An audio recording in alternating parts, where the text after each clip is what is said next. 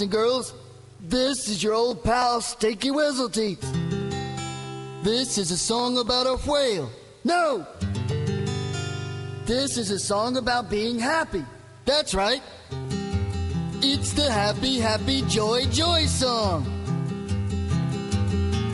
Happy, happy, joy, joy, happy, happy, joy, joy. Happy, happy, joy, joy, happy, happy, joy, joy. Happy, happy, joy, joy, happy, happy, joy, joy. Happy, happy, joy, joy, joy.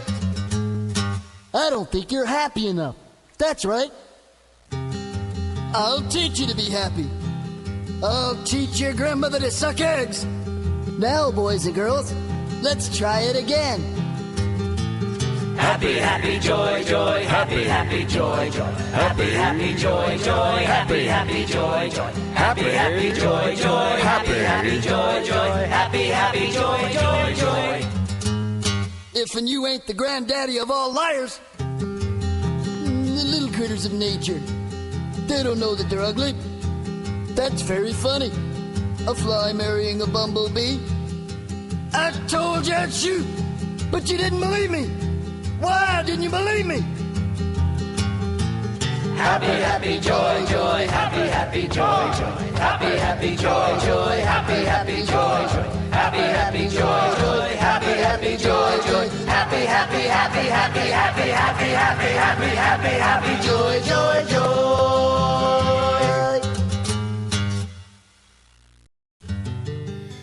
All right, hey guys, we're having our own revival here. That's why I played that video for you, because again, you know, we got to have our own revival here. It's all about happy, happy, joy, joy. That's right.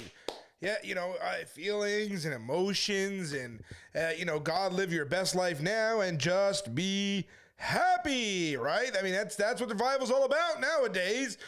You hyper emotional, you know, all that stuff there. So I tried to be a little bit funny, but anyway.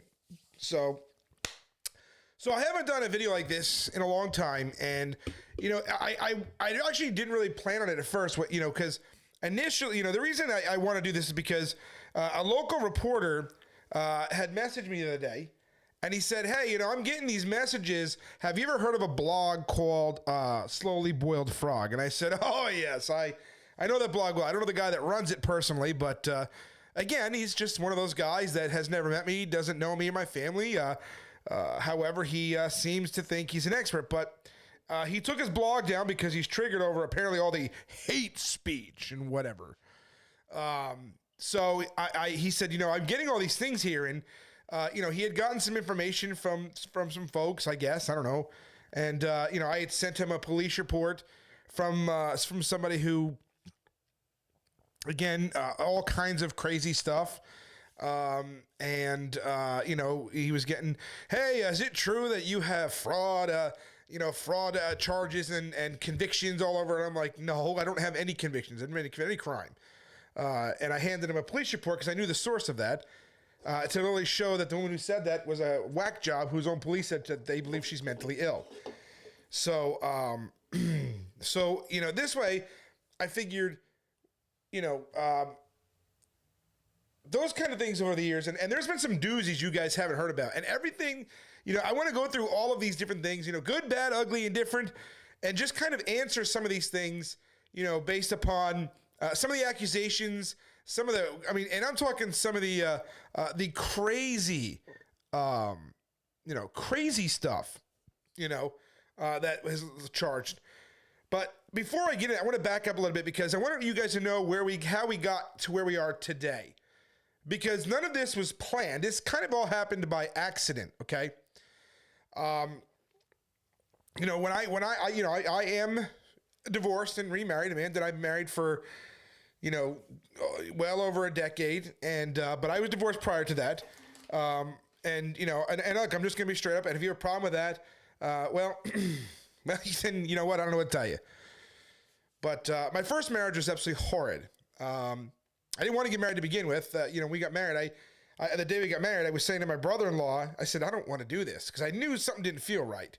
But, you know, again, she was pregnant. I didn't want to be a weekend father. So I married her, and it was horrible. I mean, it was so bad that I would literally was like, not even practicing my faith during a period of time because I was just miserable. I mean, I was miserable. Hated life. I couldn't stand my ex-wife. You know, but I didn't want to be, I mean, I was excited to be a father. I always wanted to be a dad. Well, I shouldn't say that. But at this point in time, I was, you know, the reality of being a father, I was excited about being a dad because, you know, I had a crappy childhood. But, you know, that's neither here nor there. So it was just horrible. And, you know, I stayed with her thinking, you know, and for some of you that are trapped in bad marriages, abusive marriages, I want you to pay attention here. Because I went to church, the elders, went to marriage counseling, tried to fix everything. You know, I did everything they asked, you know, that they said I should do, and it didn't work. And it was so bad that even the elders of the church, and I remember the woman, Jackie was her name, and she said, Rich, you know, there's not a whole lot left we can do. I mean, she's not doing, I mean, she wants to have threesomes. She wants to, you know, sodomy. She wants, you know, and I don't want to do any of that stuff. And, you know, she's out partying. She's out drinking. She's, you know, what am I supposed to do? She's like, there's nothing left. I mean, you know, and the elders said to me, there's literally nothing more we could do. I mean, this is not, you know, and this is when it hit me. She said, your children, your daughters are going to grow up and see this and think this how married people behave. And that's when it hit me, the reality. And I was like, oh. So anyway, you know, I filed for divorce, and I got custody of my daughters and whatnot. And of course, my ex-wife is like, you know, whatever. But, you know, when Amanda and I got together, you know, we were in New Jersey, and, you know, all this, you know, same-sex marriage stuff was going on. It wasn't legal yet, but there was talked about, and they were filing lawsuits in California, even in Massachusetts. They had filed lawsuits to try to get it. And, you know, I got so sick of this that, you know, I initially created a Facebook page called I Support Traditional Marriage. And I just did it out of the blue. We were sitting on the couch one night in the living room. I said, oh, I'm getting sick of this. And I created the page. And, you know, again, I was working as a recruiter. I didn't have, you know, I didn't do too much with it. But we would, you know, kind of, when I got home from work, man, I would manage stuff, and we would do it. And we started getting followers. Now, again, you know, this is before Facebook really was censoring people. And, you know, we started getting, well, pretty popular. And, you know, we were actually dealing with atheists more at the time than we were with anything else. So we started getting 2, 3, 4, 500, 1,000, 2,000, 3,000, 5,000 likes. And I'm like, whoa. And I said, okay, well, I can't manage this myself anymore. I put a thing on the Facebook page. And this is, you know, and nobody knew who I was yet. Nobody knew who personally I was behind the page yet. So I had put it out there, and Alex Zaboski had said, hey, I'll help. And I talked to Alex. I'm like, oh, I really like this guy. And he came on, helped and I brought him on to help me admin the Facebook page. And we were just debating atheists. And, you know, atheists, you know, were actually starting to kind of take our side. And they're like, well, I don't see what the wrong is what these guys are doing. So then the Satanists, you guys remember those pages, you know, one page was called, what was it? Jesus should have aborted, or Mary should have aborted Jesus, something like that. You had God Killer, these pages, you know, American Taliban, you know, but Amanda and I should say more Amanda than me, started actually taking all these pages down. You know, these pages don't exist anymore. That was my wife was responsible for that. All those pages, and it was driving them crazy because the Satanists and all that, they couldn't figure out I was doing it. It was my wife. Okay. But again, you know, we were dealing with that stuff. And of course, you know, we were dealing with the same-sex marriage issue as far as the Facebook page goes, but it was actually the smallest issue at the time. And I think we had gotten like 10 or 15,000. If I don't know the exact number, but somebody suggested to me and said, you know, Rich, by this time I had already said, hey, this is who we are. And they said that, you know, you're not just dealing with the same-sex marriage stuff. You know, you guys got a whole lot. Maybe you should consider changing your name since you're kind of, you know, you got the atheist stuff, you got the abortion. You know, Sherry and Kelly and Ryan, remember, you know, we used to have this segment we called Educate the Atheist, and we would debunk atheist memes and whatnot. It was actually pretty popular. And I said, you know what, you're right. So I said, what should we call it? And it was me, my brother, Amanda, Alex, and a couple other guys. And we said, what should we call it? We were just kind of tossing names around, and my brother goes, Warriors for Christ. I said, what do you mean Warriors for Christ? And so he's like, no, seriously. I'm like, where's for Christ? Huh. I said, I looked up, I said, hey, warriors, we really want to. I looked up the definition of warrior, and I'm like, that's it. That's the name. Boom. Somebody engaged in battle. So we changed the name, created the logo, and bam, Warriors for Christ was born. And, we were making posts. We were making our own memes. We had a lot of people, at this point, we would add, we had admins from all over the globe, Australia, all over the country. And we kind of had things going 24 hours a day because we had admins all over the world. And, we got 20,000, 30,000, 40,000. And I was making videos, you guys, every single day. I was making a teaching video. Remember this, Sherry and Ryan and Kelly? Every single day, I was making at least an hour-long video. And I started off with my cell phone and an iPad. That's it. Okay? Every day. And then afterwards, we would do a Zoom chat, and we would all kind of fellowship through Zoom all over the globe, right? Australia, all this stuff. So it was pretty crazy, but I was, after a little while, I was getting burnt out, making a video every night. We had our kids. Matter of fact, Amanda went into labor with Noelle. I actually live streamed on the way to the hospital and whatnot. So, but we started getting really popular. This was back then. And again, we shot up to 100,000. Now we're at 200,000 on the page, and we had Warriors for Christ Australia, Warriors for Christ Youth page. We had 80,000, 40,000. It was crazy the amount of people that were following us. And at the time, we were considered one of the more popular Christian pages. You had Activist Mommy was real popular. You had Greg Locke's page was real popular. My page was real popular. And you had a bunch of Christians who were really popular. And I was considered one of the more popular ones. So, we're 200,000 people, likes and millions of, I guess, followers they call it. I don't know what it was, likes, and then you had follows and all that. So, we had people saying, oh, why don't you monetize your Facebook page? And I said, how do you monetize a Facebook page? No, I can't do that. It feels wrong. But, again, we were dealing with atheists. Same-sex marriage became legal. We started, showing the slippery slope of that. But again, I wasn't doing any preaching beyond the teaching videos. I didn't do any YouTube yet. We created a YouTube channel, I think in 2017 or 18 initially. A couple things here and there, but nothing like we do now. I mean, you didn't have the opportunity to do the videos and split them into multiple platforms. But fast forward now to 2017. Okay, now we're doing our thing. We're making videos, we're teaching, we're preaching, we're counseling people, we're praying with people, we're doing all this stuff.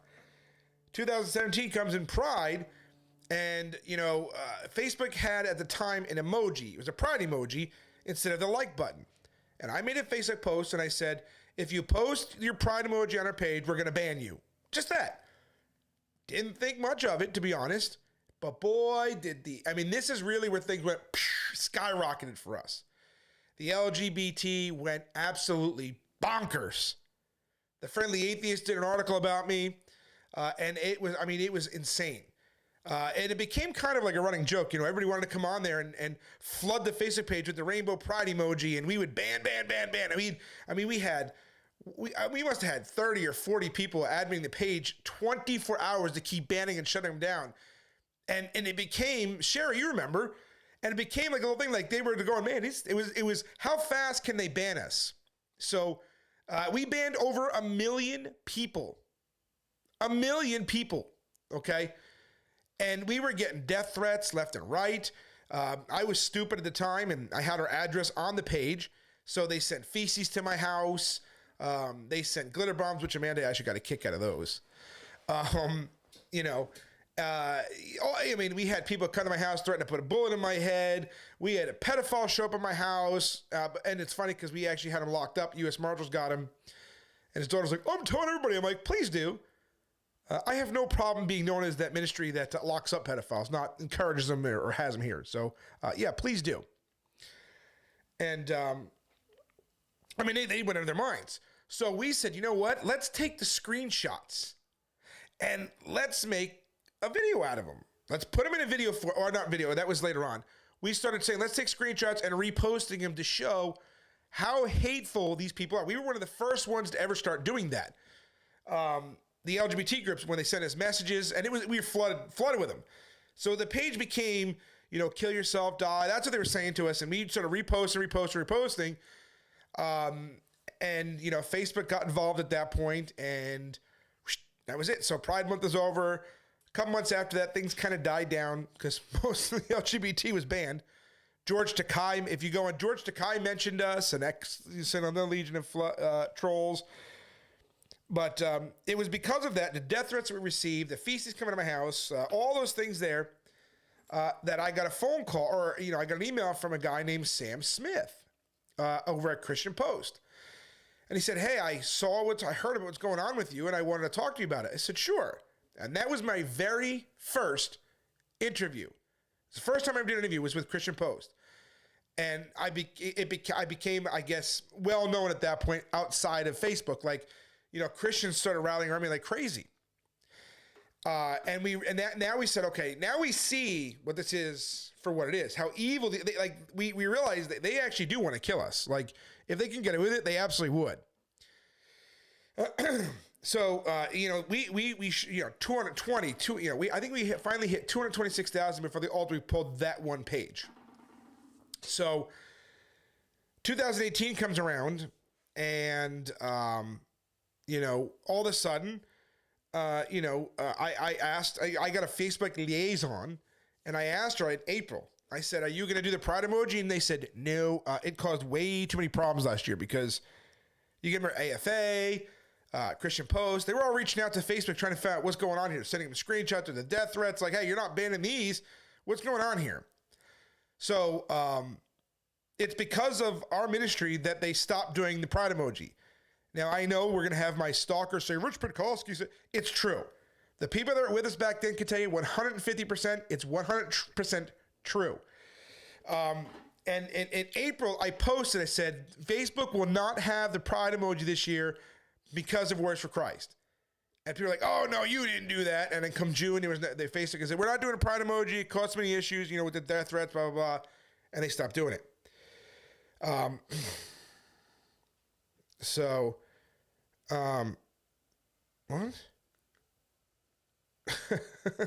So that's really what catapulted us out into, people knowing, hey, who these guys are. So, but if, Facebook, and then we started attracting, really the worst of the worst. And we had a guy, I think his name is Matthew, I can't remember. This guy literally to this day still stalks us online. Literally. Okay. Literally. Stalk. He was on a Facebook. He was on, we had an app coming out. He left a review on an app.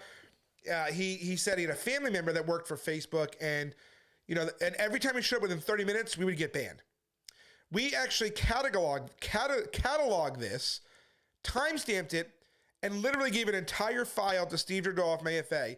And he got on the phone with Neil Potts, who is the Facebook policy director. And we had a 3-way call. It was me, Neil, Sarah Pollock, who was the media person at the time. She's not there anymore. And Neil Potts.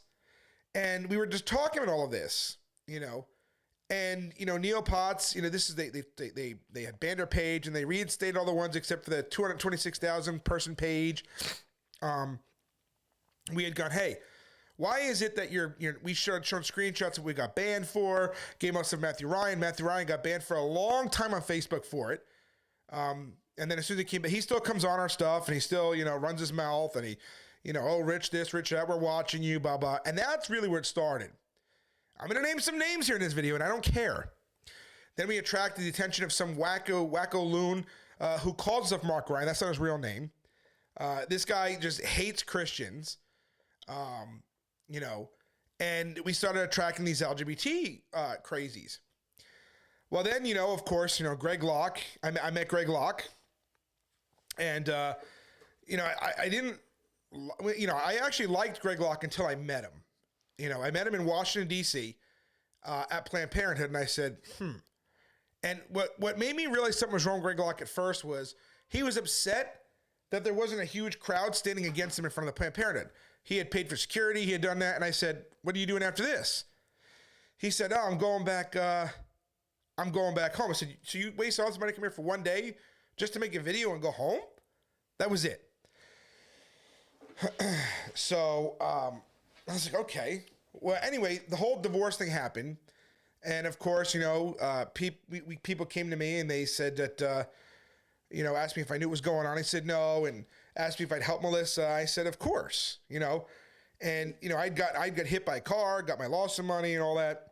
And I'm just giving you in until this is going to be a longer video tonight, giving you to where we how we got here today, and then we'll start addressing the accusation stuff. So, we're in West Virginia, and you start going through there. I'm going to play a couple of video clips from that. And in West Virginia, we became well known because my daughter actually they tried to make her write the Shahada in Arabic, and we stood against that. And I'll play a little clip for you about that real quick here if you guys want to see it. What you are about to see. It's not the first time a public school has made the effort to have students write out the Islamic creed of faith in calligraphy. Surprisingly, very few parents ever object, perhaps because they never find out about it. But that was not the case in Gerardstown, West Virginia, when a pastor learned that his 7th grade daughter brought home a work assignment to write out Allah is the one true God in Arabic. Take a look. My daughter Brielle is in 7th grade in Mountain Ridge Middle School. And she came home, I guess it was about 2 weeks ago, with a packet, and she said, Dad, I don't want to do this, something's wrong. So I said, okay, let me see it. She showed it to me. It was about a 30-page packet on Islam. And it asks the kids to write the Shahada in Arabic. The Shahada says, Allah is God and Muhammad is his messenger. Now, as a Christian, I raised my children Christian. My daughter knew Allah is not God. We do not believe that Allah and God are the same people. And I said, did you get a packet like this for the other religions? And she said, no. They got 2 pages for Christianity and a packet on the Israelites, but not really Judaism, and that's it. My daughter was upset that if she did do the assignment, she was going to get what's called a tail slip. You get so many of those and you get in-school suspension. The teacher's job is not to teach religious doctrine. That's my job. I'm her father. I will take care of that. And this is kind of the crux of what we want parents to understand with all this is, if my daughter didn't tell me, and if we weren't who we were as Christians, nobody would know about this, and our kids would be further indoctrinated with Islam. Public schools would never have students write out the Apostles' Creed in any language. If you want to learn more about Islamic indoctrination programs occurring in the public schools, we've put it all together in a shocking documentary called Islam in the Schools Equipment. So that kind of put us in a whole other level too. I actually wasn't prepared for the attention that we got on that because I actually had, I forget the name of it, something ACT, United Nations I spoke at. It was crazy. I'm like, I was not, I had Republican lawmakers come to my house and they were like, we were waiting for a parent to stand up for this. I'm like, wait a second. You knew that this was happening and did nothing? Well, we needed a parent, and this is when we started trying to tell parents, you need to wake up to what, they're teaching your kids. And, of course, we went to school and they pulled the assignment and all that stuff. Then, we found out that it goes all the way back to the Islamic, all the way out to Islamic Brotherhood, I think it was. That's how insane that was back then. But that wasn't the only thing. So that happened. Then my daughter Rihanna, they showed her a video. And in the video, it was an anti-suicide thing, but of course they interjected homosexuality into there.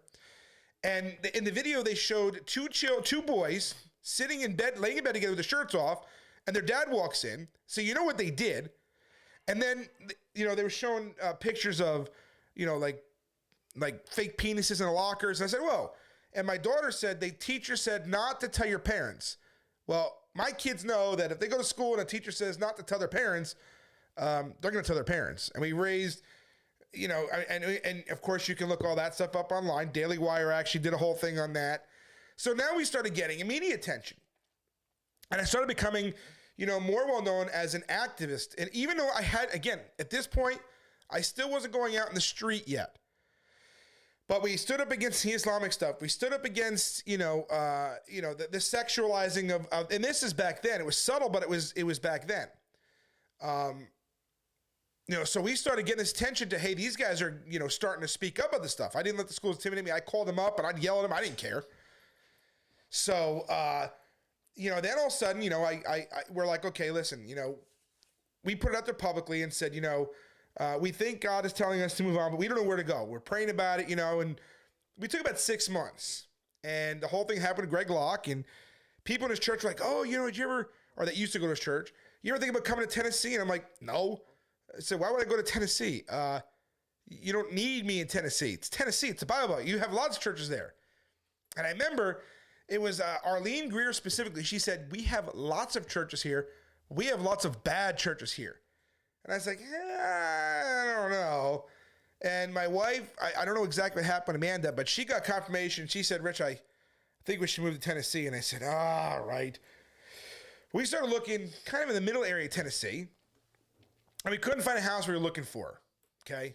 Then all of a sudden we saw this, this house come up for rent in Piney Flats.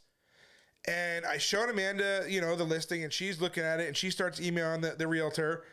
And we went down, and she fell in love with the house. And so did I. The house is great. And she said, let's do it. I said, okay. And, we signed a lease, gave him the money. And I said, okay, let's go. And then I guess it was a month later, we moved to Tennessee. Now, what's interesting here, and I'm going to pause here because this is where some accusation stuff started at this point. So in West Virginia, because we started, with the Greg Locke, and then we gave Melissa Locke the money for the divorce attorney after Greg had thrown her out and was really trying to, mess around with her. We started getting this crazy lady who tried interjecting herself in there and tried making herself to be this advocate, whatever. But it turns out Melissa didn't like her, didn't know her, wanted nothing to do with her. But she found out that we were not a supporter of homosexuality. She had a gay son.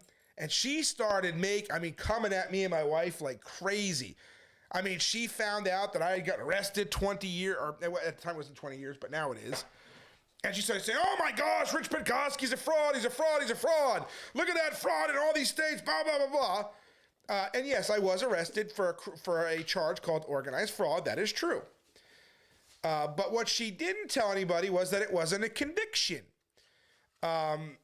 But she lied and tried to tell people, well, I was convicted. Well, anyway, when people found out that she lied, even her LGBT friends started, not supporting her anymore. So then she started, and when you realized that wasn't going to work, she started saying, if I could show you a video of this woman, and she was really going after us, and we sued her, and we won. And LifeSite News did an article about that. We sued her and won $10,000. And afterwards, her husband left her, lost her house, and Amanda and I were like, you know what? Let's show her some mercy. And we voluntarily dismissed that judgment because we didn't want the money. Figuring show her a little bit of mercy, a little bit of grace. No, that didn't work. So the accusations were, and Sherry, you'll probably remember this. Aaron Guidry, you remember this too. My wife didn't really exist. She was either a holographic image or she was in prison. That my children didn't exist. That my children were paid actors. I was an African man running a sex trafficking ring with Mike Huckabee. That I worked for the Department of Defense because she found that I was a cryptologic technician when I was in the Navy because, I gave my testimony and said that's what I did. And said, oh, the U.S. government is working with cryptologic technicians to spy on LGBT activists. Then it was I was hacking her iPhone from my home with sophisticated military equipment. Then it was, then it was I owned yearbook.com. Oh, you remember that, Frank? Then I owned yearbook.com to create multiple aliases for myself because I was on the run because I had warrants for my arrest in every state for hate speech. Then it was the FBI, CIA, and the ATF, and I'm laughing because you hear how ridiculous this is, said I was too dangerous to arrest. That's why I wasn't in jail yet, that they were afraid to come to my house to arrest me. Then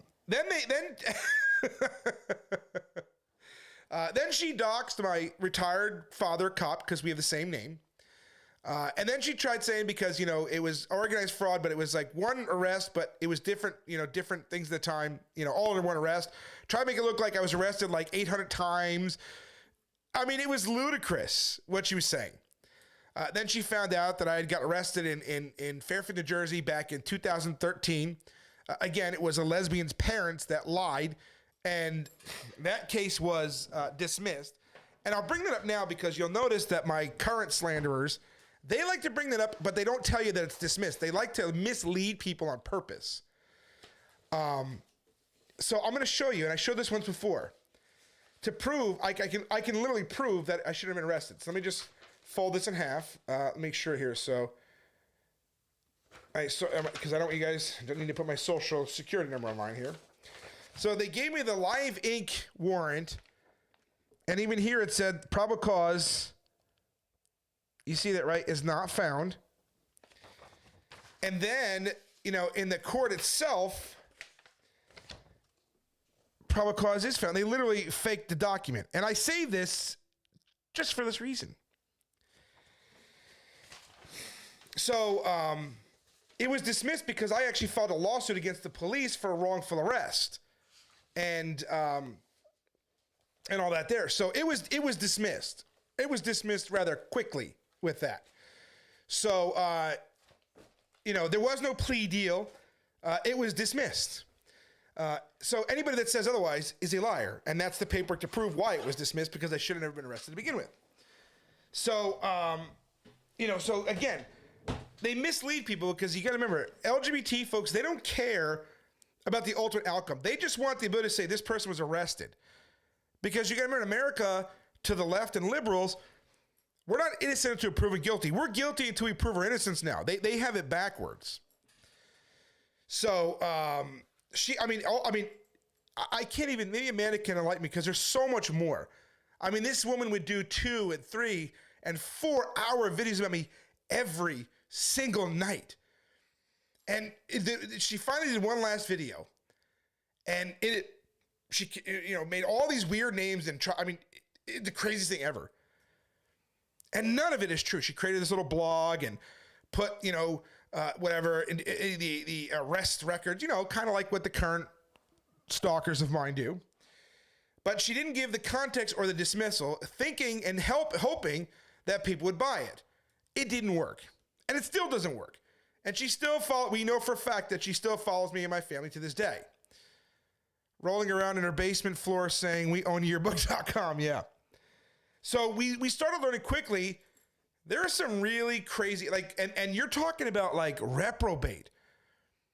So none of her accusations, and we have a police report, which I actually gave to a news reporter when he asked me, hey, I got some dirt. These people are telling me dirt on you. All these different people throughout town, the LGBT activists are looking stuff up about you, and they're sending me this stuff. And I said, who? He's like, well, I'm not going to name any names. I said, that's fine. And her name came up, and I said, here's a police report. And he looked at it, and where the police literally said, oh, yeah, nothing is going on. Everything she said is a lie. She's crazy. And we have the police report still. But we learned quickly, these people, that was like the second or third person that became obsessed with us.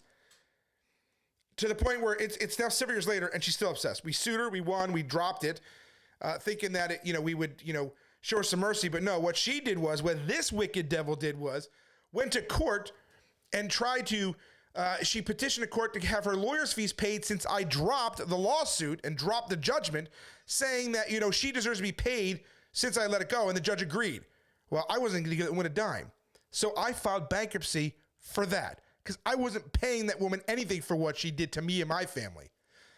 So all these, you have people like to talk about, Rich filed bankruptcy. That's why. That's why. Okay? So people can speculate, but that's why. So again, I'm addressing accusations and put out there and who we are. So of course, we're in the news all the time now. We're well-known figures, and all of a sudden, Drag Queen Story Hour comes up. And I sat here, and in Sherry and Ryan and, could tell you, I was like, I can't see, Aaron Guidry, because it was in Lafayette, Louisiana the first time I went. I said, I can't sit here and do this. I said, somebody's got to do something. And that was my first time. And I got a plane ticket to go to Lafayette to go preach against the Drag Queen Story Hour. But before I got there, we filed a lawsuit. Again, I was green. You know, we filed a lawsuit to try to shut it down. And the lawsuit, we started posting the screenshots of the hateful message I was getting, the death threats I was getting from P Flag down there and all that other stuff.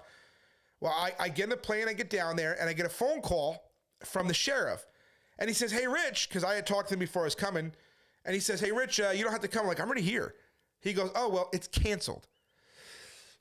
They canceled it due to safety concerns. I said, oh, okay, well, I'm still here. I got a room. I booked a room in the library.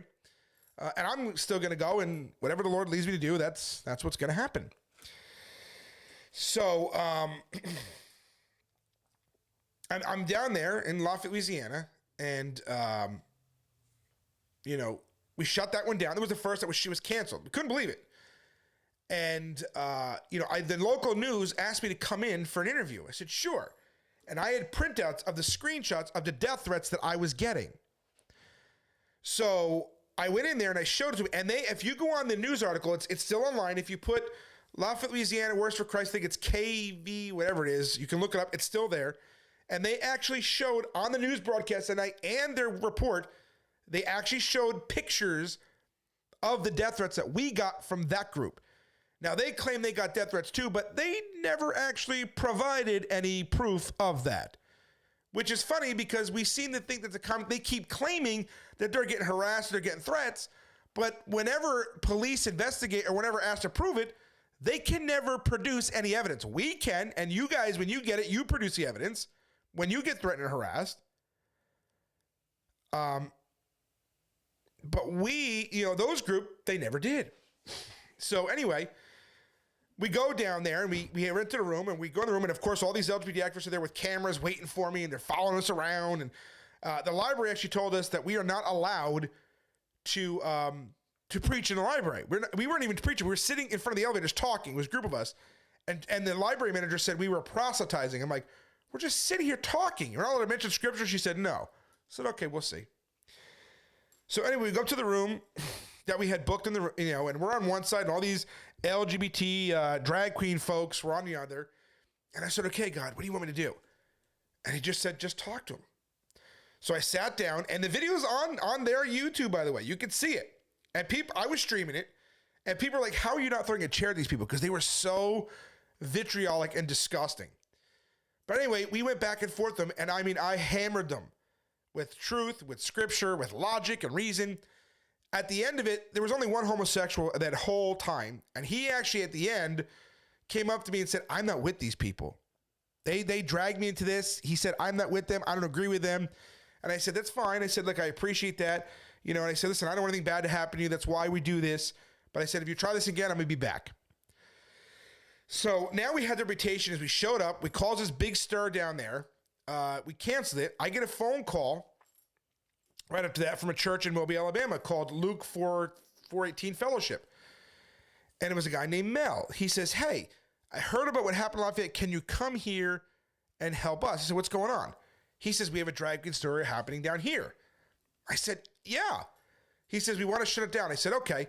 So we started circulating a petition to other churches. And of course, other churches, some signed it, some did not. They were more afraid of the LGBT than they were because they didn't want, they were afraid what they would do to them if they saw their names on these petitions.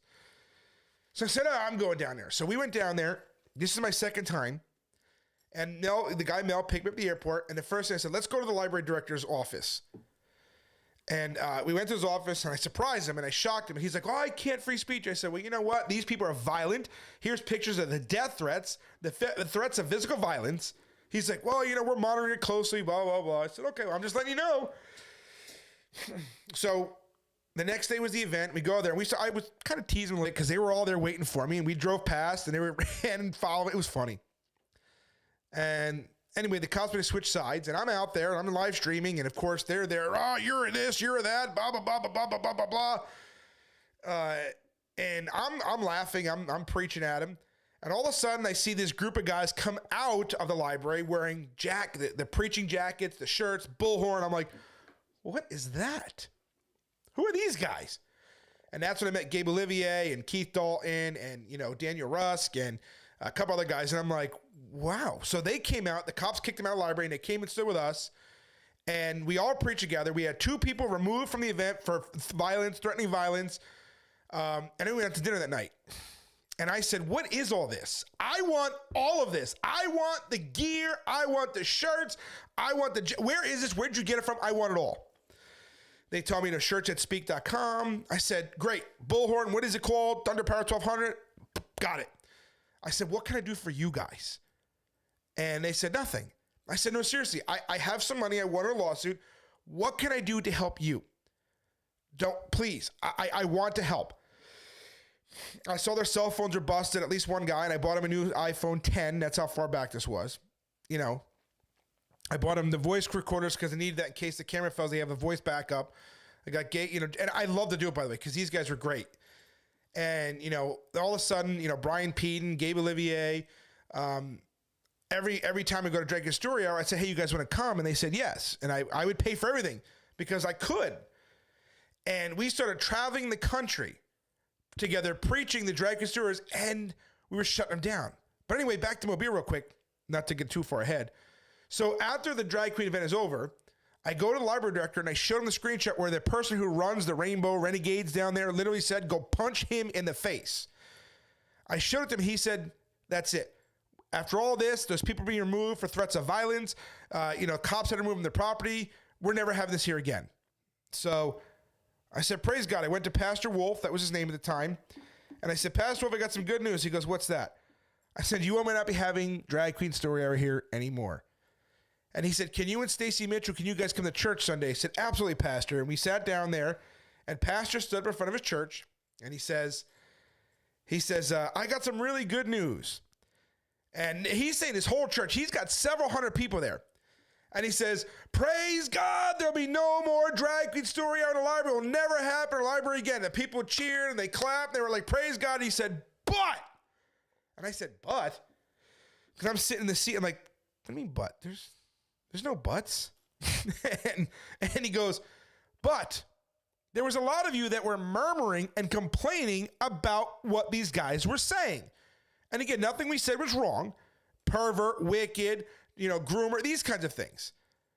Because I actually started that whole hashtag groomer thing because of the drag queen in Lafayette, because he was on video saying that he's grooming the next generation, that drag queen. I'll post that video again later on. So he's like, you didn't like what he said. And he said, but here's the thing. Where were you? He rebuked his entire church and said, you were complaining about how these guys got it done, but they got it done. Where were you? And he goes, I'm certainly not going to criticize the men and women that got it done when I wasn't there. And the whole church just quiet. It was amazing. So now we have 2 of them that we said, hey, this isn't going to happen anymore. Shut them down.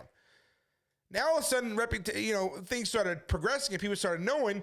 So, we're going to Michigan, we're going to Indiana, we're going down to Florida, we're going to, we're traveling the country. Me and Gabe and Brian and Joe Nicosia and Michael Strait. And it was great. We literally traveled shutting these things down left and right. Every time he showed up, after that, they canceled it. Then, Morgantown, West Virginia, they canceled this before he even showed up. So, we started to get a reputation for closing down or at least stopping future drag queen story hours. And I said, okay, this is really great. Well, of course, when you start being effective like that, the enemy wants to come in and start things. So it was the LGBT initially that started, but the LGBT they would make little cartoons about me. And that was funny. It was kind of funny. I'm not going to lie. But I got to way back up. I got way ahead. So, we of course became popular because of that. And then so we moved to Tennessee, moved to Piney Flats, and I get a message on Facebook from this guy, JT Olson, and he says, "Oh, Warriors for Christ, you're in Tennessee. We got a drag queen story. Happy to cook when you come." I'm like, dude, I just moved here. I want to, but you got to give me more notice. And he put me in a chat with him and Tim Brown and Dale Walker and Sherman and like this group chat thing. I didn't know any of these guys. And I'm like, okay. He's like, oh. And I said, well, if they have it again, I'll be there. I literally just moved here. I need more than like a week's notice. Because Cookville was like 4 hours away or 5 hours. I can't remember, something like that. So then, of course, the next month they had one, and of course the Pride people found out that I was coming, and they moved it from the library to what they thought was the back of a strip mall there, thinking that they could hide and we wouldn't be able to find them. So I went the night before, and Stacy Mitchell and I talked to the T-Mobile store manager. We told him what's going on. He's like, "Yeah, you guys can use the park in the back." And we're set up at 10 for you guys. I'm like, "Oh, praise God, cool." Obviously, that didn't happen because somebody showed up next morning when the district manager's there to confirm that fact and messed it up. But regardless, so I show up there, and it was a circus. I mean, it literally was. They had animals there. It was crazy. But we go there and we're preaching this. I'm sitting in front. We're preaching. I mean, and we're just going at them, with the truth of the Word of God and whatnot. And we had lunch afterwards. They did it again next month at another place, but it was barely anything happening at that point. I mean, it was like 5 people, maybe 10 people that showed up. It wasn't anything of what it was. They had their little Pride event in Dogwood Park, and we all showed up and preached. And they didn't like our presence there. They tried to jump me in the bathroom. We had people guarding outside, make sure that they couldn't get to me. And again, you had an LGBT supporter that works for the library that was in Antifa. And again, they started repeating the lies that Penkoski is a criminal. But the funny thing is, even if I was a criminal back then, that has nothing to do with what we're doing today. But they started peddling that same stuff, thinking that they would discredit me. But again, an arrest doesn't mean a conviction. I have never been convicted of any crime ever. So they started there. Then, of course, the woman that was stalking us and still does, and started trying to reach out to these people, trying to formulate their own little "I Hate Penkoski" group. And it was mostly drag queen supporters, and they hated because we were going to these drag queen things and we were showing the books. We were saying, they were like, "This is about literacy." Remember when they first started? It was about literacy. No, we were saying, yeah, it's not about literacy. That's like saying Mein Kampf was a good, what about literacy? No. Look at the books they're reading. We started exposing all that. That's why they don't get away with that anymore, because they can't. So they couldn't stand it. So they were trying to figure out any way they can to stop me, to discredit me. And it really wasn't me, by the way. It was God, because I'm just doing what he says, right? I'm just some schmuck that created a Facebook page one night in the middle of the night at Fairfield, New Jersey. Never had any intentions of any of this happening. So God is actually using us to shut these things down. It's by his power that these things are happening. So now all of a sudden, we're really becoming effective. And we said, our lease was up in Piney Flats. I said, I want to move closer to Nashville because I had met Dale, and Dale Walker and I were pretty close. But before I moved there, we had a couple incidents happen in Piney Flats with the schools out there. One in particular was they gave my son a flyer promoting condoms when he was 7. And I'm going to show you a clip that somebody talked about real quick. And I don't know who this guy is, but he talked about it. And I want to show this here real quick, and then I'll comment on it when I come back. A father is outraged after a school gave his 7-year-old son a flyer promoting free condoms and birth control. Let's get into this, guys. Welcome to The Conservative Truth. If you don't mind, really quick, giving this video a like, share it across all of your platforms to help me spread the word. And don't forget to subscribe and hit the bell to enable notifications so you never miss a new video whenever one is posted. But Richard Penkoski, who happens to be a Christian activist and the minister for the Warriors for Christ online network, well, his son attends Mary Hughes School in Piney Flats, Tennessee, and he was shocked to find out his son brought home a flyer that promoted, yes, free birth control and free condoms. He asked who gave him the flyer. He said it was somebody at school. He's 7 years old. He's a second grader. He has no idea what any of this is about. Now, on the back side of the flyer, it was actually promoting an event at a fairgrounds nearby the school, and it said it was a health clinic that was going to be there, and it's also, promoting dental, vision, medical, all of that, but then the free condoms and birth control. So there was a school board meeting held, which Penkoski attended, and he was outraged at this and really took it to the members of the board here, asking how in the world a flyer like this got distributed to his son and why second graders in general are receiving this garbage to begin with. and they try to explain to him that, yes, there is an event going on at the fairgrounds there. It's a health clinic, and they are advertising free abortions and free birth control. But it was just a simple mistake that got handed out to the second graders. It was just a mistake. They said that they actually used the excuse that they were trying to save paper by making it a double-sided sheet. One side, talking about the medical, dental, and vision, and then the other side talking about the free birth control, free condoms. And it wasn't subtle either. This was printed in extremely large print and given to multiple second graders. It wasn't just his son. All kinds of kids got these flyers as well. And like I said, he took it to them and said that they need to be held accountable for this.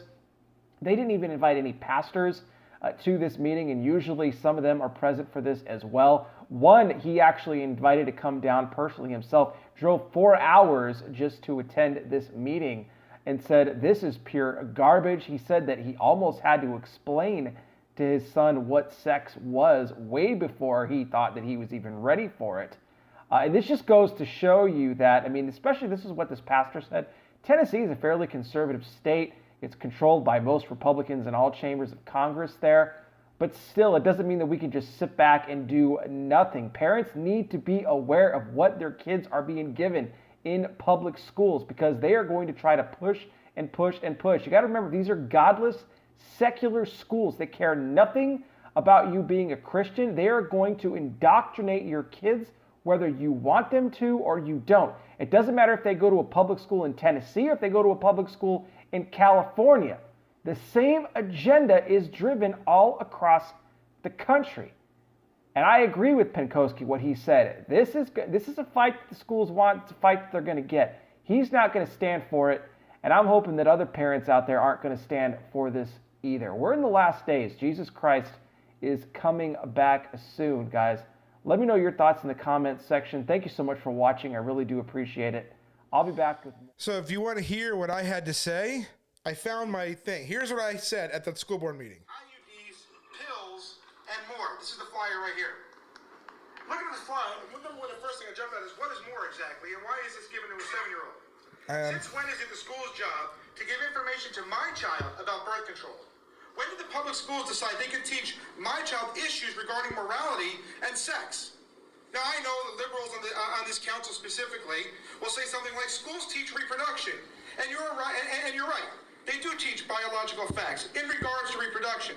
But this flyer is now talking about reproduction as biological facts. It teaches birth control. And I also can't help but notice that abstinence is not on this list. I've heard it said the principal of the school was just trying to be nice and give us some information about a free clinic. The problem, of course, is that is not the facts. The facts are that this is the free clinic. I wouldn't have had an issue with this part, but the fact is he put the two pieces together to give my child this part, okay? My son received this flyer printed front and back. Why did the principal not just photocopy? Now, I don't have a fancy printer at home, but I was able to take that thing and just make one-sided copy myself. Let's see if I from my can home copy it computer. still. Why couldn't he do that? As a Christian and as a father, I teach my children to respect themselves and to respect their bodies and to abstain from sexual activity until marriage. Since God is the creator of marriage, he ordained marriage as a sacred union between one man and one woman. The Bible also calls fornication a sin, and that is what I teach my children.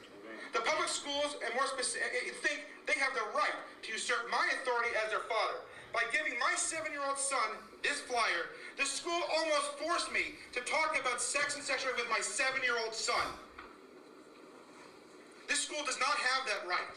It is my job as his father to teach these issues when I feel it's appropriate for him to hear about them. The sexualizing of our youth is a sign of the moral and the societal decay of our culture. Our children are not objects to be used for a liberal ideology or an LGBT agenda. The family in America is under attack, and the public schools are at the forefront of this attack, undermining parents. And this has to be stopped, and we have to stand up to the recruitment and indoctrination of children for this.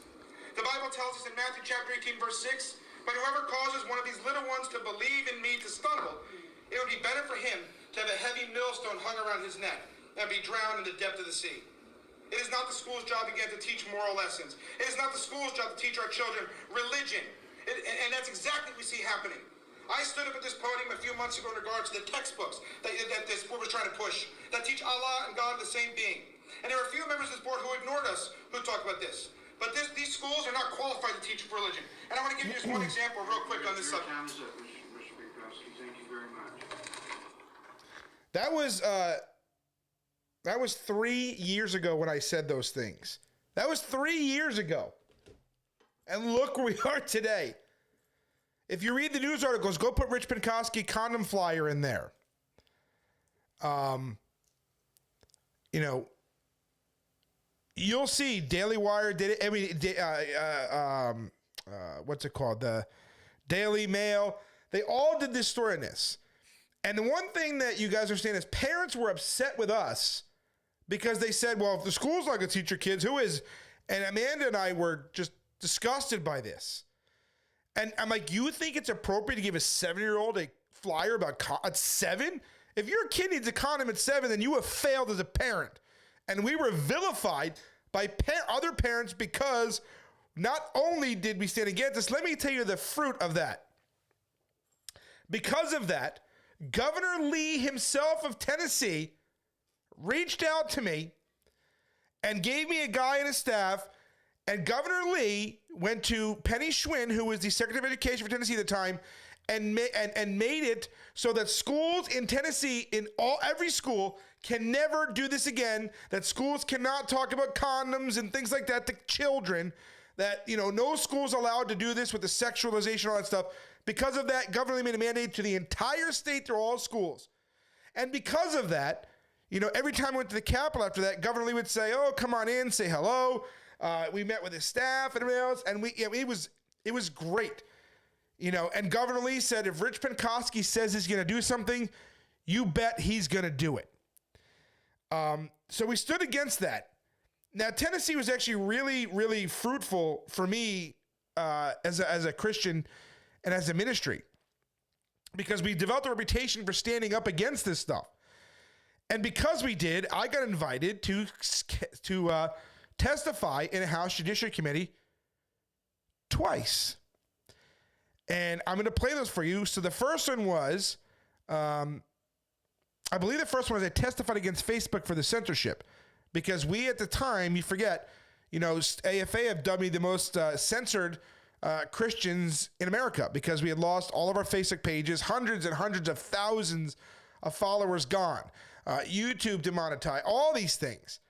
So I was invited by Representative Griffey to speak against Facebook. I'm going to play that clip for you now as well. Item 11, HB 2458. We have a motion and a second. Representative Griffey, you're recognized. Thank you, Mr. Chairman.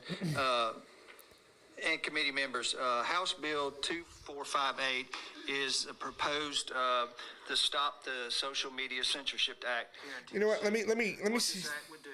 Let me download these videos and play them for you, because you might like watching it better. And again, this is not trying to brag on myself, because we already know that there's going to be accusations. Because again, when you're effective against the kingdom of darkness, what does the kingdom of darkness want to do? It likes to, the kingdom of darkness wants to accuse. So make no mistake about it. This has absolutely nothing to do with trying to elevate myself. I'm just showing you what God has done with us, and the accusation. Because so when you hear accusations against a ministry like ours, you'll understand why we get these things happening. Why people say things. Why they're so easily. And I'm gonna get into all the some of the accusations here in a few minutes, but I want you to understand where we came from, why we are today, and you'll understand. When I start showing you some more accusations, not just from the LGBT, but from people who profess to be Christians, and why they do this, because they think that they can get a platform built off of my back by using my name, because of things that we have done and God has gotten done through our ministry. So I want you to see all of this. So you can see all the different things that, God has used us to do. And again, you got to remember, this just started as a little rinky-dink Facebook page.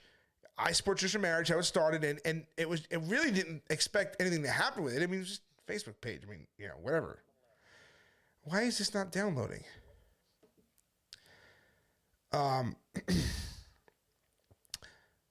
So, and if a guy like me can go there and do this and testify, and by the way, I'm going to be doing it again in Oklahoma. It took me less than a year, But I'm going down to the Capitol here in the next week or two, and I'm going to be meeting with representatives here who want me to go and testify before the House for the drag queen bill here because of our experience in dealing with this, that, as he said, I am considered an expert to them on this because of what we've seen and what we've dealt with these people. And he said, I'd really like for you to come down here and testify to this. So I said, okay. So I'm going down there and meeting with them. And again, you guys, the Bible says to be above reproach. You know, when you're effective, the enemy is going to hate you, and the enemy is going to try to do whatever he can to stop you. That goes for every single one of us. When you're effective and you're kicking in the gate, literally kicking the gates of hell, when you're standing against evil, when you're standing against satanic agendas, you think the enemy is going to just go quietly into the night? No. You think the enemy is just going to lie down and let you continue to do this? No. The enemy is going to attack you with everything that he has. He's going to throw everything at you because the enemy wants to discredit you. The enemy doesn't want you to stop, the sexualizing of children. The enemy wants to continue to groom children. He doesn't like it when you try to stand against him, because if you stand against his plans, he can't do it. And he's not effective. And he can't get your kids like he wants to. So when you do things like this, it's going to attract. And then you see, it works because this is why most Christians don't do it, because they're afraid of people coming after them. They're afraid of the slander. They're afraid of the vitriol. They're afraid of what people are going to say. They're afraid of all these things here. I just don't care as far as, what the devil's going to do. What's he going to take from me at this point? What's he going to take? In Tennessee, in my time in Tennessee, I've had CPS attempt to take my daughters and try to indoctrinate them. It didn't work. And I got put on a list to make sure they can never do it to me again. Most of you guys have no idea the things that my families had to endure as a result of this ministry. And praise God for it. I'm not complaining about it. I'm just saying that it is hardship that we've had to deal with. Because I don't know a single other Christian here that's had to deal with half the stuff we've dealt with. And again, I'm not making fun of anybody. This is a fact. But anyway, here's the clip of me testifying against Facebook. Item 11, HB 2458. We have a motion and a second. Representative Griffey, you're recognized. Thank you, Mr. Chairman. And committee members, House Bill 2458 is proposed to stop the Social Media Censorship Act here in Tennessee. What this act would do, it would only apply to social media websites that have more than 75 million subscribers who from their inception have not been affiliated with a religious or political party. And that is essentially, it's going to focus on Twitter, Facebook, and YouTube. I don't know if everyone in the committee has experienced, but it's been my experience. There's been a significant amount of censorship that appears to be directed at conservative speech.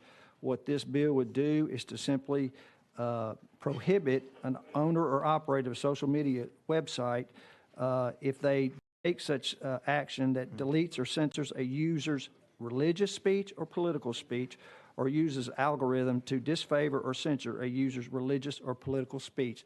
That all it does. And it says they can't use their hate speech algorithm and policies to unfairly censor a user's religious or political speech. I do have a couple of individuals here that wanted to testify to the committee about this, Reverend RichPenkoski and Reverend Dale Walker, if the committee would allow them to address them. Any questions before we go out of session? Any objection to going out of session? I did not hear from Pastor Dale, who I know very well. I did hear from RichPenkoski, Warriors for Christ. He is scheduled to testify. Mr. Penkoski? I believe Reverend Walker said he would not be testifying, just Reverend Rich. Okay. Is he here? Yes, he's right here. Oh, I'm sorry. Come up, please, if you'd like to. You have 4 minutes, and we'll give you a warning at about 3 minutes. Any objection to going out of order? Out of session. All right, out of session. Reverend, you're recognized. I'm here Please introduce yourself so that we'll have a record of your appearance. My name is RichPenkoski. I run the ministry Warriors for Christ, and I am here as someone who's been dubbed the most censored person on Facebook in America. We're in the media a lot, and our media exposure actually began with Facebook censoring us. We've been featured in Christian Post, American Family Association, Conservative Firing Line, and again, it all started with the censorship of Facebook. Facebook has deplatformed me 4 times and has banned me so much that I can't even count.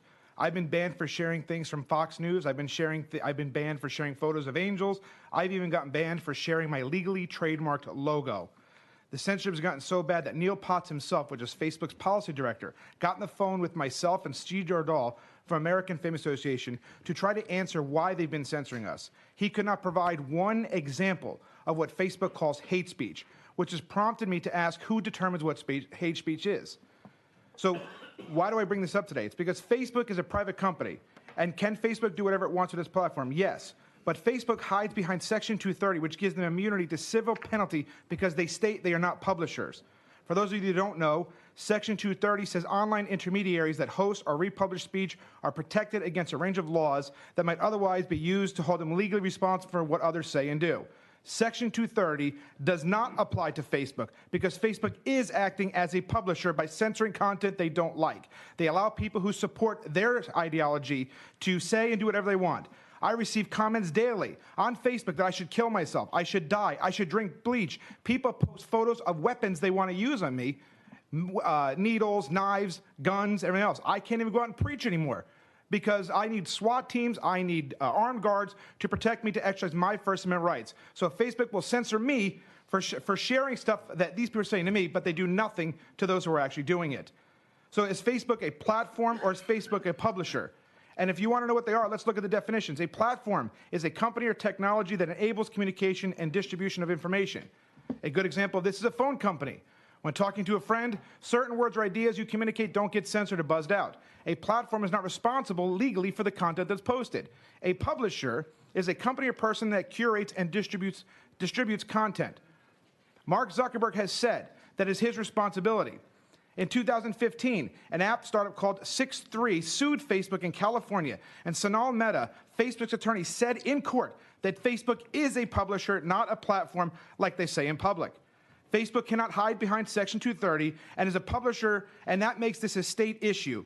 I am currently, right now, being throttled by Facebook's algorithm because I preach a biblical worldview on human sex and sexuality. I have never threatened anyone. I've never advocated for. I've never incited violence ever. Yet Facebook has routinely censored us, deplatformed us. They even did so while a young woman reached out to us who was who was thinking about committing suicide. They actually unpublished my page while we're in the middle of talking to this woman, and they claim immunity because they're simply saying that they don't actually publish anything. They just use their platform to allow it. But Facebook is not doing that. They are publishing information. They allow that. Reverend, that's 3 minutes, 15 seconds. My children have been assaulted in school. My wife has had private medical data shared on Facebook. I've had my identity stolen. Facebook, they allowed my social security to be shared all over their platform. They've done nothing. They've done absolutely nothing to protect myself and my family while they allow others to do whatever they want. I had to seek 4 restraining orders. I've had 1 defamation case as a result of what Facebook allows on their platform. They've unpublished our page, again, while we were trying to counsel someone on suicide. By choosing to censor Christians, Facebook is acting as a publisher. When they allow pedophiles, child groomers, and Antifa to use their platform without censorship while they censor Christians, they are acting as publishers. And since they are publishers, Section 230 immunity does not apply, and it becomes a state issue. Thank you, Reverend. I appreciate you coming. Questions? That 3 minutes, 59 seconds, 93 hundredths. That's about as close as it gets. You have 7 thousandths or 7 hundredths of a second if you'd like to continue. Thank you. I appreciate that. Questions? Chairman. Thank you, Mr. Chairman. Thank you, Reverend, for your testimony today.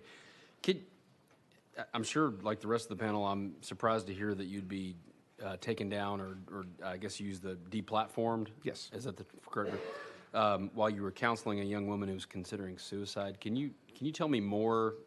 Was there something specific that happened during that exchange that caused Facebook to flag that exchange? It was actually not even in public. She reached out to us via message on our page, so it was private, so nobody in public could even see it. And she reached out to us because we have our ministry, and a lot of people from all over the world reach out to us for help. We offer counseling and whatnot. She reached out to us through our Facebook page because that's how most people kind of find us. And she was telling us that she wanted to end her life. So we started engaging in her, praying with her, preaching with her, and just about to get her phone number so we can get it off Facebook. And that's when Facebook literally just took my whole page down, and I had no way to access her anymore. Mr. Chairman? Yes, please. Was that, I'm just trying to understand that scenario, was that coincidental? In other words, were they shutting you down for something that was going on the page that people could see publicly? Yes. Or was, okay, so that it really didn't have to do with that No, conversation? it's just that that's an example of them censoring us while we're doing things like that because, they'll claim things like hate speech and whatnot, but they can't actually define it.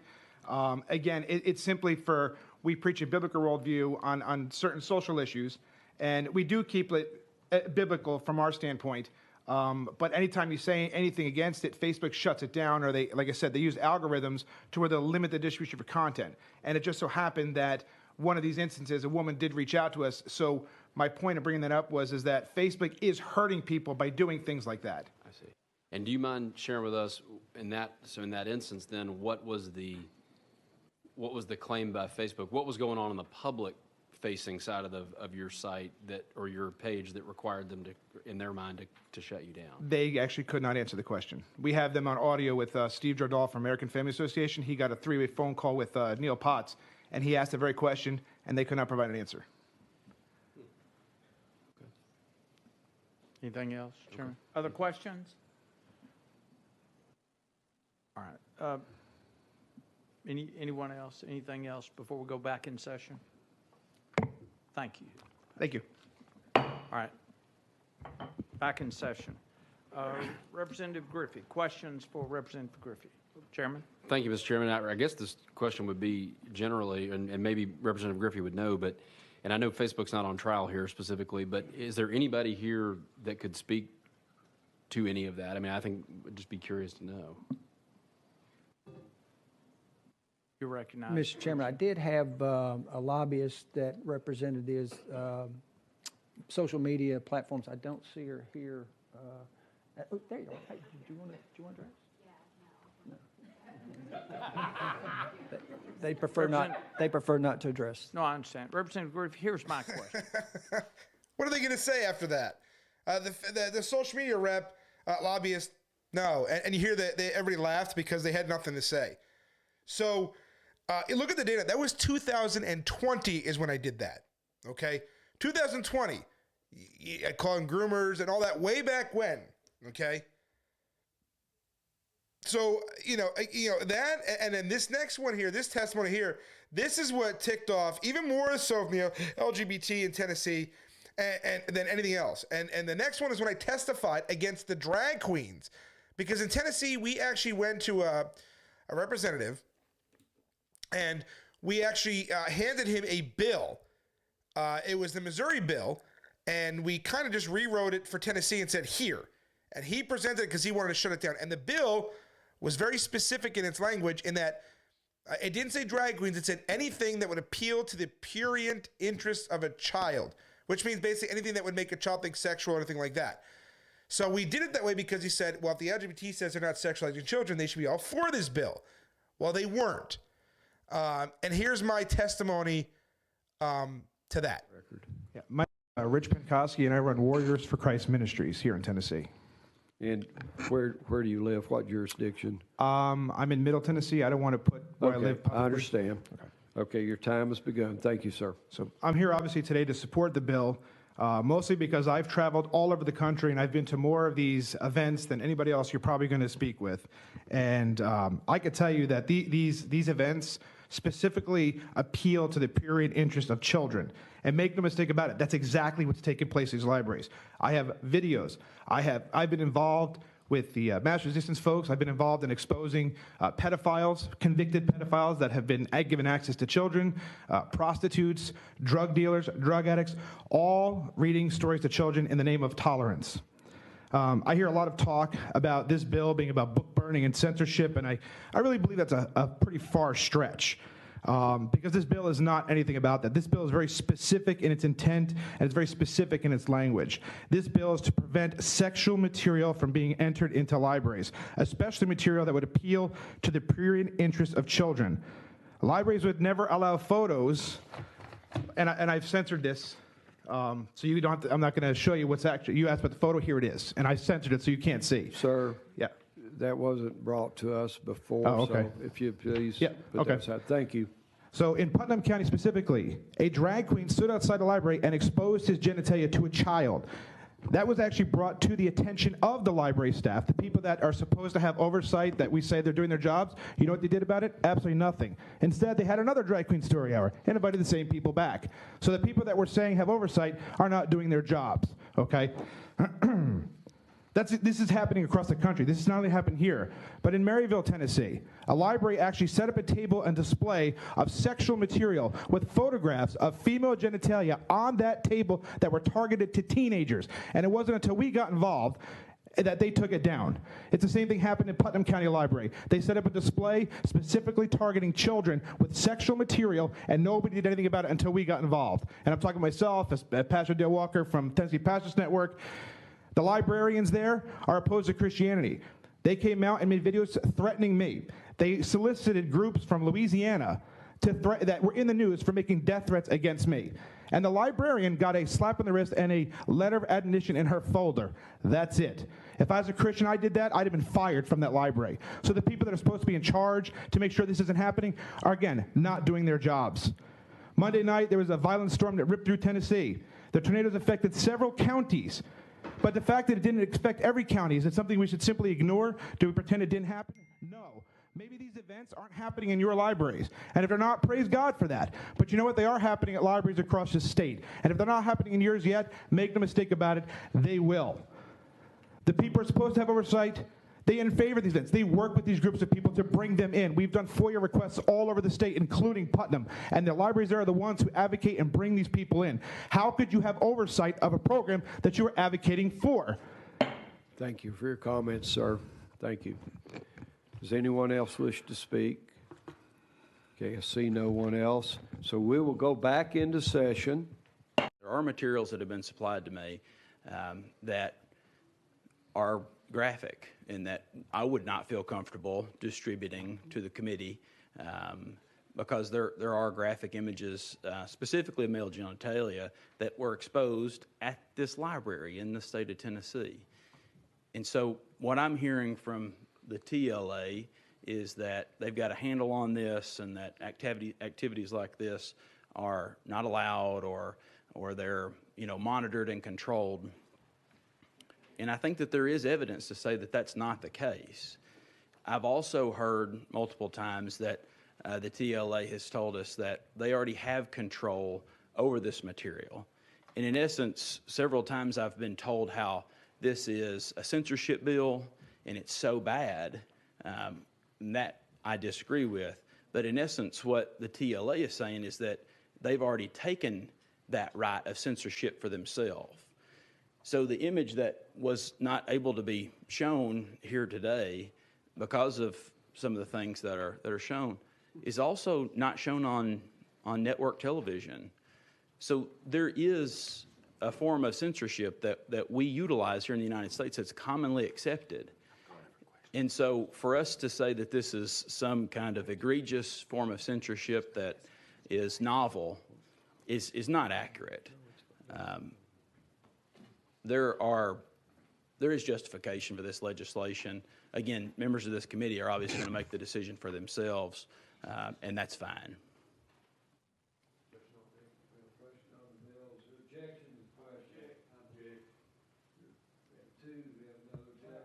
We have 3 objections. Continue. Chairman Holt, you're recognized. I guess I've said my piece.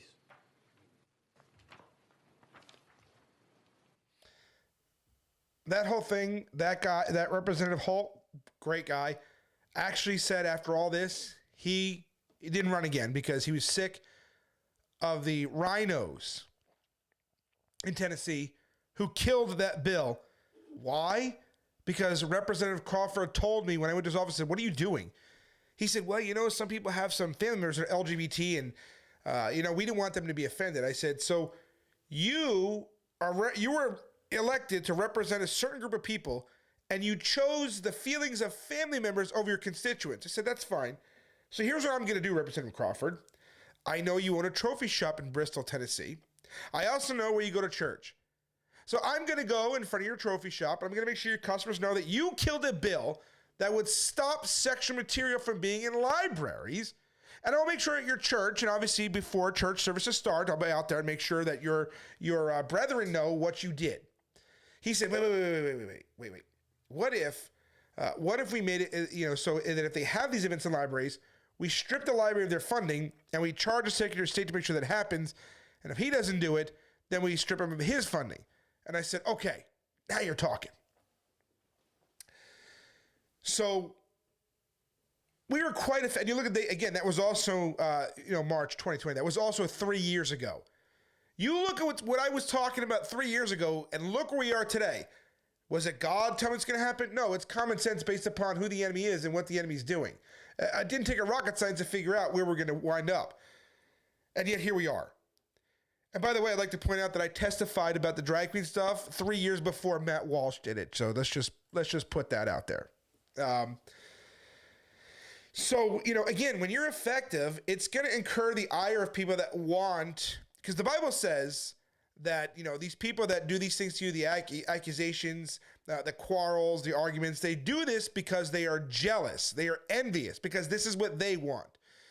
And of course, accusations lately have been lobbied by two supposed Christians, because almost every single video you see made about me to date is based off of the accusations of one person who takes clips of my videos, which we all know, frames a narrative around it, which is wicked, by the way. It's devising wicked schemes. And that's it. And I know for a fact that one guy in Tennessee is literally jealous because he wants to be platformed. He wants to be the biggest and in charge. He wants to be the guy that testifies. He wants to be the big guy that's well known. The problem is that when you're jealous of what other people have, because look, it's really not that hard. All you have to do is be obedient to God, and every one of us can have this same thing. It's really not, all it takes is to be obedient to Christ. That's it. But when you want to be platformed, you're willing to compromise to get that. That if, okay, well, I can't have Christians follow me, so I'll have antichrists who call themselves Christians follow me, then so be it. So when you're effective, accusations are going to come. So let's talk about some of the accusations that some fake Christians have made. And again, let's just be raw and let's just put it out there, because it doesn't matter what I say, these guys are never going to stop. And again, I'm not entertaining them. I'm simply stating this is what was said, and I'm going to address every single one of them.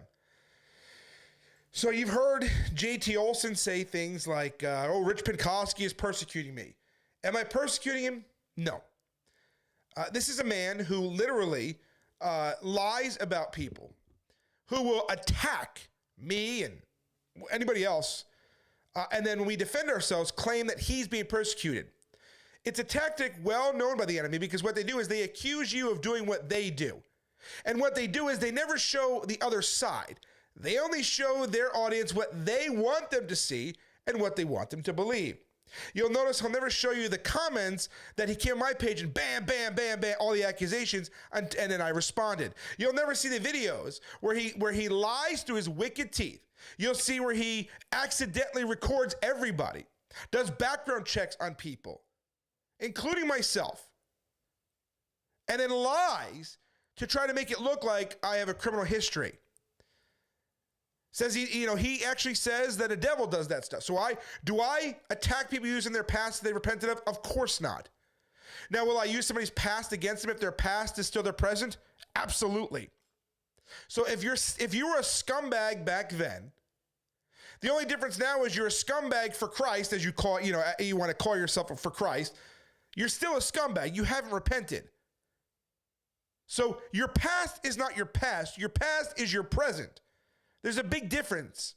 If somebody is arrested for slinging dope 5 years ago and they're still slinging dope today, they're still slinging dope. It's not their past, it's what they're still doing. So when they say they've repented and you say, wait a second, you were doing bad stuff back then, you're still doing bad things, say you're still a liar today, it's not your past, it's your present. Nobody should be, if somebody has done something in their past and they've repented of it, you'll hear too, one time, a curse word came out of my mouth, and that was 3 or 4 years ago. 4 years ago. One time. And it wasn't even on purpose. That's no excuse. But I'm the one who immediately caught myself, and in the description of the video, I said, listen, I don't know how that happened. I was actually trying to say something else, and that came out. And there's no excuse for it. It's wrong. And I repented of it. But you'll see these guys make videos that say Rich Penkoski cusses when he preaches to make you think I'm doing it today. And they will use one clip from one video 4 years ago that was repented of to make you think I'm doing it today. That is wicked. That is evil. And according to their standards, the devil does that. Because it was in the description where I caught myself repented. So do I cuss when I preach? No. It slipped out of my mouth one time 4 years ago because I wasn't paying attention. I was trying to get out of where I was because I had a woman in front of me who was in jail for assisting for accessory to murder.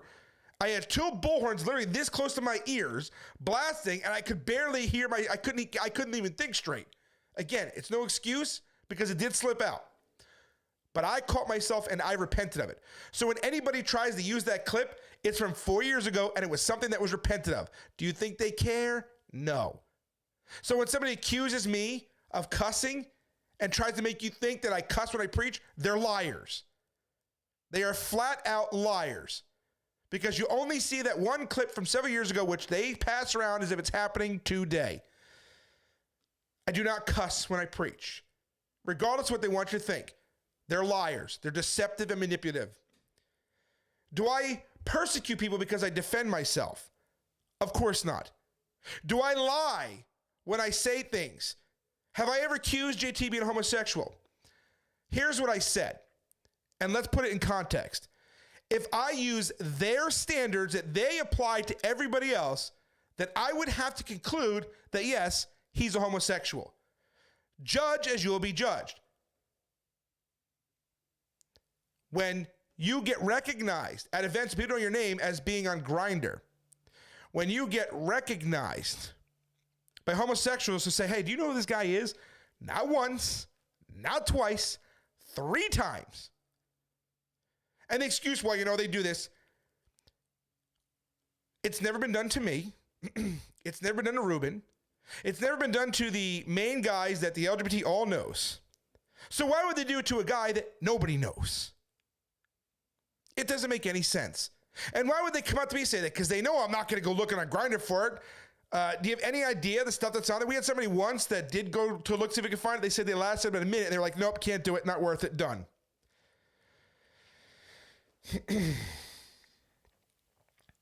So if you go off of their standard, again, you want to be judged as you judge others, fine, then we will do that. So contextually, that's what I said. Do I believe he's a homosexual today? Probably not. Can I say for certain? No. But the accusation that I lied about, no. See, what these guys do is they take things and you say something and they take it completely out of context and distort it to frame a narrative. Okay? So it's not slander when I say it like that, and especially when you put it like that. Do I believe that he acts like a homosexual? Yeah. Because only the homosexuals are obsessed with me as guys like that are. They all the same. Every single one of them is just obsessed. They can never get me out of their heads. I get screenshots every day, even though I tell people to stop sending them to me. I get them every day. They cannot stop. But I'm addressing the accusations. So no, it's not true. He's a liar. Flat out liar.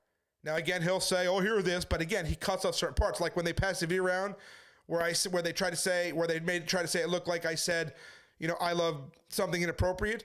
They edited that and they cut that out when I was talking about brother Dick Christensen. They cut off the Christensen part, then posted that video, which is still up, by the way, to try to convince you I said something I didn't say. They do that all the time. So do it to them. They don't like that. That's, hey, right? That's what it is. That's the truth. I mean, you can watch the clip yourself. It's pretty gross. So did I say that? No, nobody's ever actually seriously come with that. But again, I'm just addressing all the accusations that have been made. So if it comes up, you're well aware of it. No, it's an edited clip. And if you hear it, you can hear yourself. When I made the claim, when I said, hey, when I was before I was a Christian, I slept with everybody, brother. Does that mean I literally slept with people's brother? I think only a moron would get that from that statement, considering it's a turn of phrase that literally just means a lot of people. But to use that phrase to try to make it say something like, that I was, trying to say something wasn't true, to try to say I was homosexual, you want to talk about slander? That's slander, okay? That's literally slander. But these guys don't care, and I'm sure they're watching my video right now, and they're going to say, Rich is making a video about me. No, we're addressing the accusations just because, a reporter wanted to know about some things that were said about me from LGBT people and guys like this. So no, it's not true. Do I steal people's artwork? No. They the one guy likes to say that because there was a news article written by a sodomite who claimed I pilfered his work and used it as an image on our page. But the article didn't tell you that when he made a copyright claim, he lost because we paid for that. I'm sorry. Yeah, it was a paid for image that we were allowed to use because when the guy sold it, he gave his rights away to the person we got it from. So he lost his copyright claim and went to a little local newspaper. We showed the screenshots of all of that, the Etsy transaction, all of it. We showed it. So no, we didn't steal anybody's artwork. When we posted other people's memes way back in the day, when we had all these people on our page managing it, whenever they used somebody else's meme, there were times when people would say, you can use it, but please take my name off it so they don't attack me. That still happens to this day, by the way. But again, slanderers don't care about the truth. They want to frame a narrative. They don't care.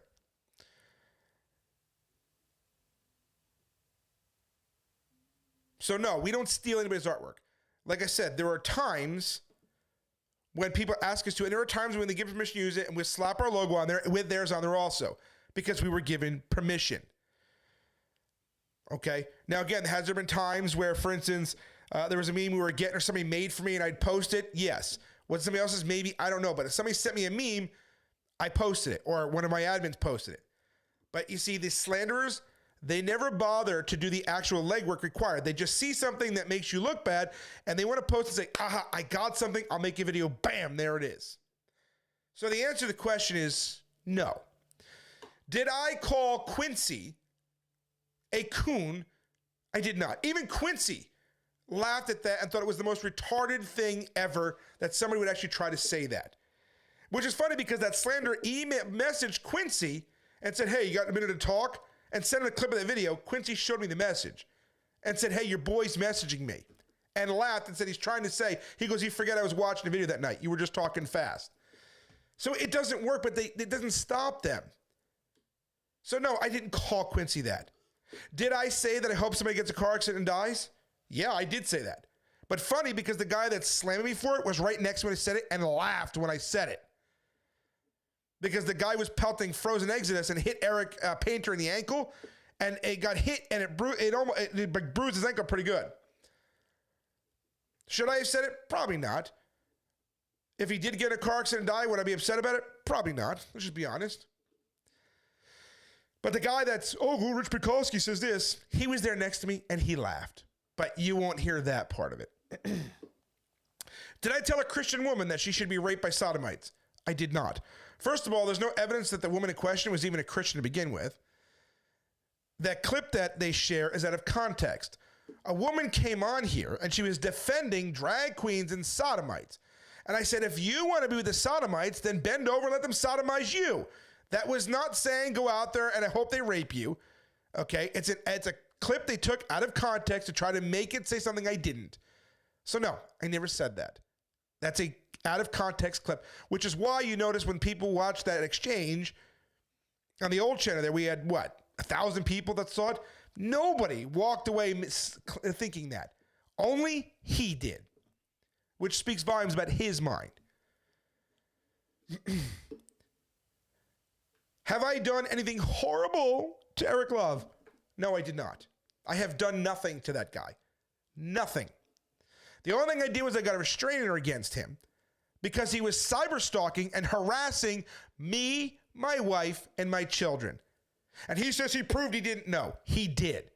He 150% did. That when he made a motion to dismiss it, the judge dismissed his motion to dismiss and said, no, your client needs to come and answer it.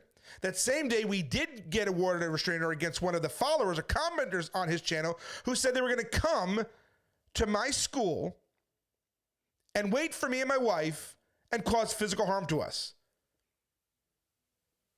Okay? The reason that restraining order was dropped is because he agreed to stop harassing me and my family. Of course, he didn't do that, but that's the truth. We've showed the email numerous times from his lawyer. Now, again, this isn't for him because his little band of I Hate RichPenkoski cultists, they don't care. But I'm addressing, accusations because when you're effective, I want you to show how ridiculous the enemy is when he attacks you. Because the LGBT has literally done the exact same thing. Remember I told you about the LGBT woman that made up all these wacky claims hoping something sticks? These guys do the same thing. It's the same spirit behind both of them. It's a satanic, demonic influence behind them.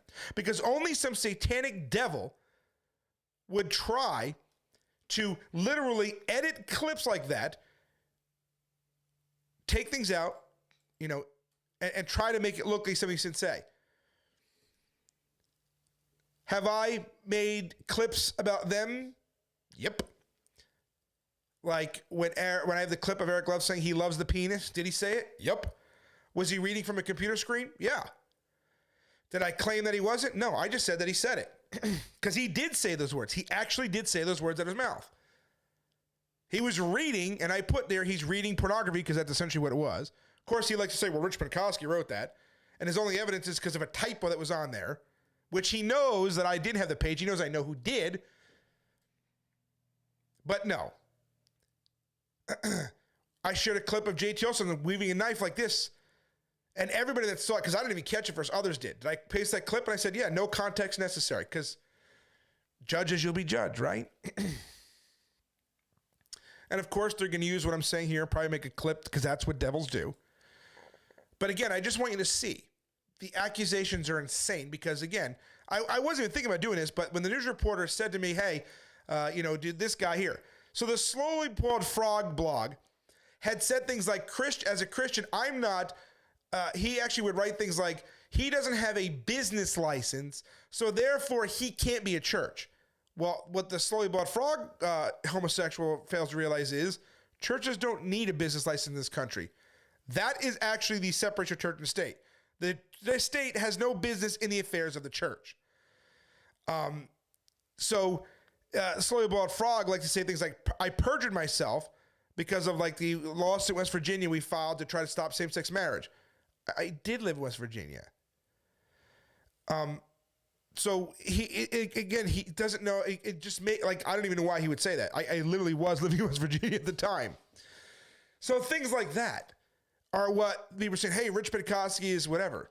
And I said to the reporter, I said, why are you even interested? This is like stupid stuff. But I said, I'll make a video and you can watch it. Who I am, why do I do what I do? The accusations are so ridiculous. And again, I can back everything. That's why you notice the guy he was pro-LGBT, actually didn't even write the allegations that whatever. And again, I don't even know all of it because I don't know who said it. I just know it was LGBT people. That's all I know. That's all he would tell me. And they would point to this blog and they went to TikTok and they canceled RichPenkoski hashtag and some transgender woman was saying things. Oh, I knew where you live and you got arrested 20 years ago. So what? And that was it. So we gave him the police report that said the woman was crazy. Literally, when she was saying, they're hacking my phone and stealing pictures of my phone right now, the cop's like, let me see your phone. And he's like, dude, nothing's happening here. And he wrote a report on that literally nothing is happening. But this is what the enemy does. I mean, the accusations are literally insane. And they just make accusation after accusation after accusation, hoping something sticks. Sorry, brother, but I'm gonna throw you under the bus for 1 second. I got a message the other day that somebody shared a voice clip of Eric Love saying that he has reason to believe that I'm a plant, that I'm a Satanist, because Satanists don't have to admit that they're Satanists. Well, no, duh. Satanists are allowed to lie because they're Satanists. Derp. But this is what they do. So I'm a Freemason. I'm a Catholic. I'm a Satanist. They just keep throwing accusations. Boom. And that's the key to knowing who the devil is. Boom, boom. Hoping something eventually sticks and somebody will buy it. But none of it is true. The people that know me, look, there are people that know me that don't necessarily like me. I talk fast. I talk with my hands. I'm from New Jersey. That's just the way it is. Everybody knows me knows I talk fast. I talk a mile a minute. I've always been that way. That's just who I am. Do I get angry sometimes? Yes. Never to the point where I've ever done anything. Like I've been accused of violence. LGBT activists all over the country, whenever I go somewhere, RichPenkoski's violent. When? When have I ever been violent to anyone ever? You will not find a video ever. I've been in 2 fights my entire life. And they were, one was in high school fight in the back of the buses. No, actually, both were in high school. That's it.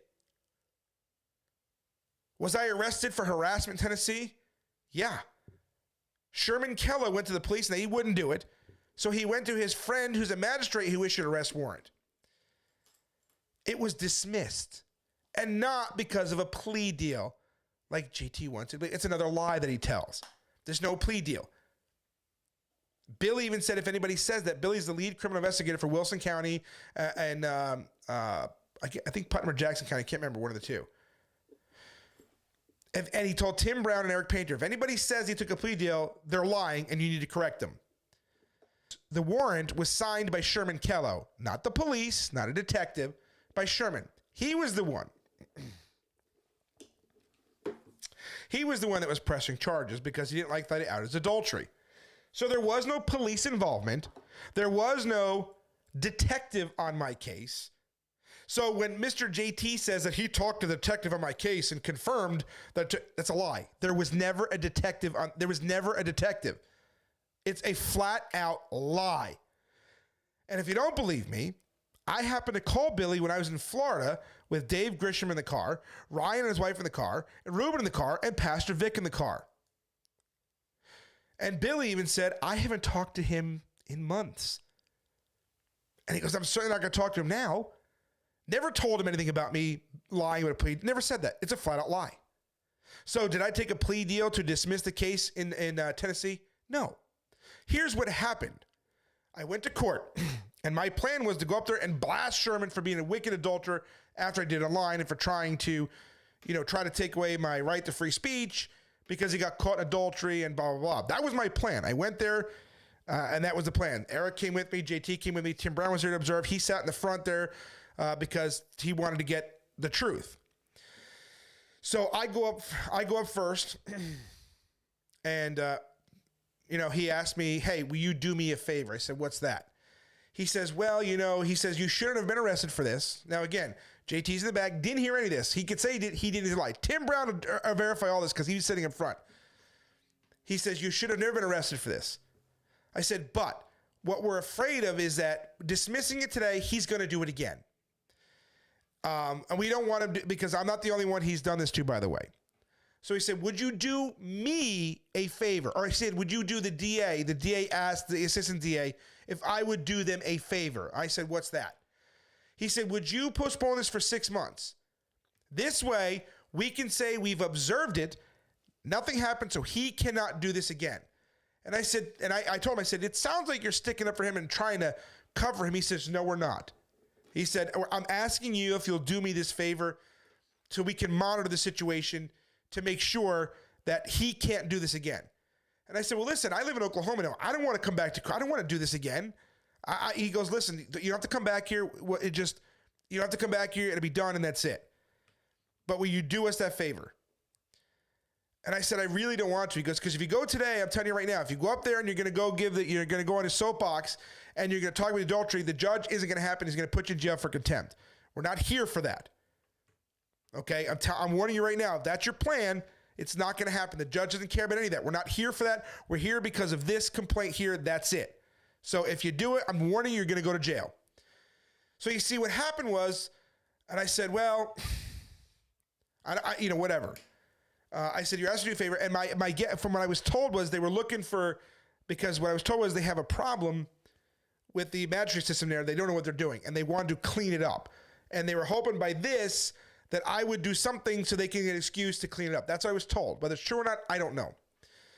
So, of course, JT, like a little baby, runs out of the courtroom and bam, calls up Joe Preachers. RichPenkoski took a plea deal. Walked up before it was all finished. You see, because JT wanted me to go up there and grandstand and do all this stuff here. But it's easy to say what you want somebody else to do when you're not the one who's being threatened with jail. Which is why I guess, because he was the one who was initially told about the adultery, but wouldn't out it himself, he gave it to me to do it for him. And I'm the one who went to jail. I'm the one who the DA said if I do that, I'll be held in contempt of court. So again, it's easy to ask me to do something that you don't have to do when you don't have a family with 6 or 7 children at home to go sit in jail for something stupid like that. It's easy to sit there and put yourself in a situation when you don't have to do it. But you see, that's his motive. He runs from danger. Every time he runs, and he can say, I'm not, he's a lot, Kingsport, he didn't come to Kingsport, Tennessee, preach because it was dangerous. Holy Spirit told him it was going to be dangerous. So I said, Holy Spirit, don't know at the time when you said you were going to go? So again, it's an accusation he made that's not true. That's exactly what happened. And if you don't believe me, and look, I'm glad Tim Brown was there, you can ask Brother Tim Brown for yourself.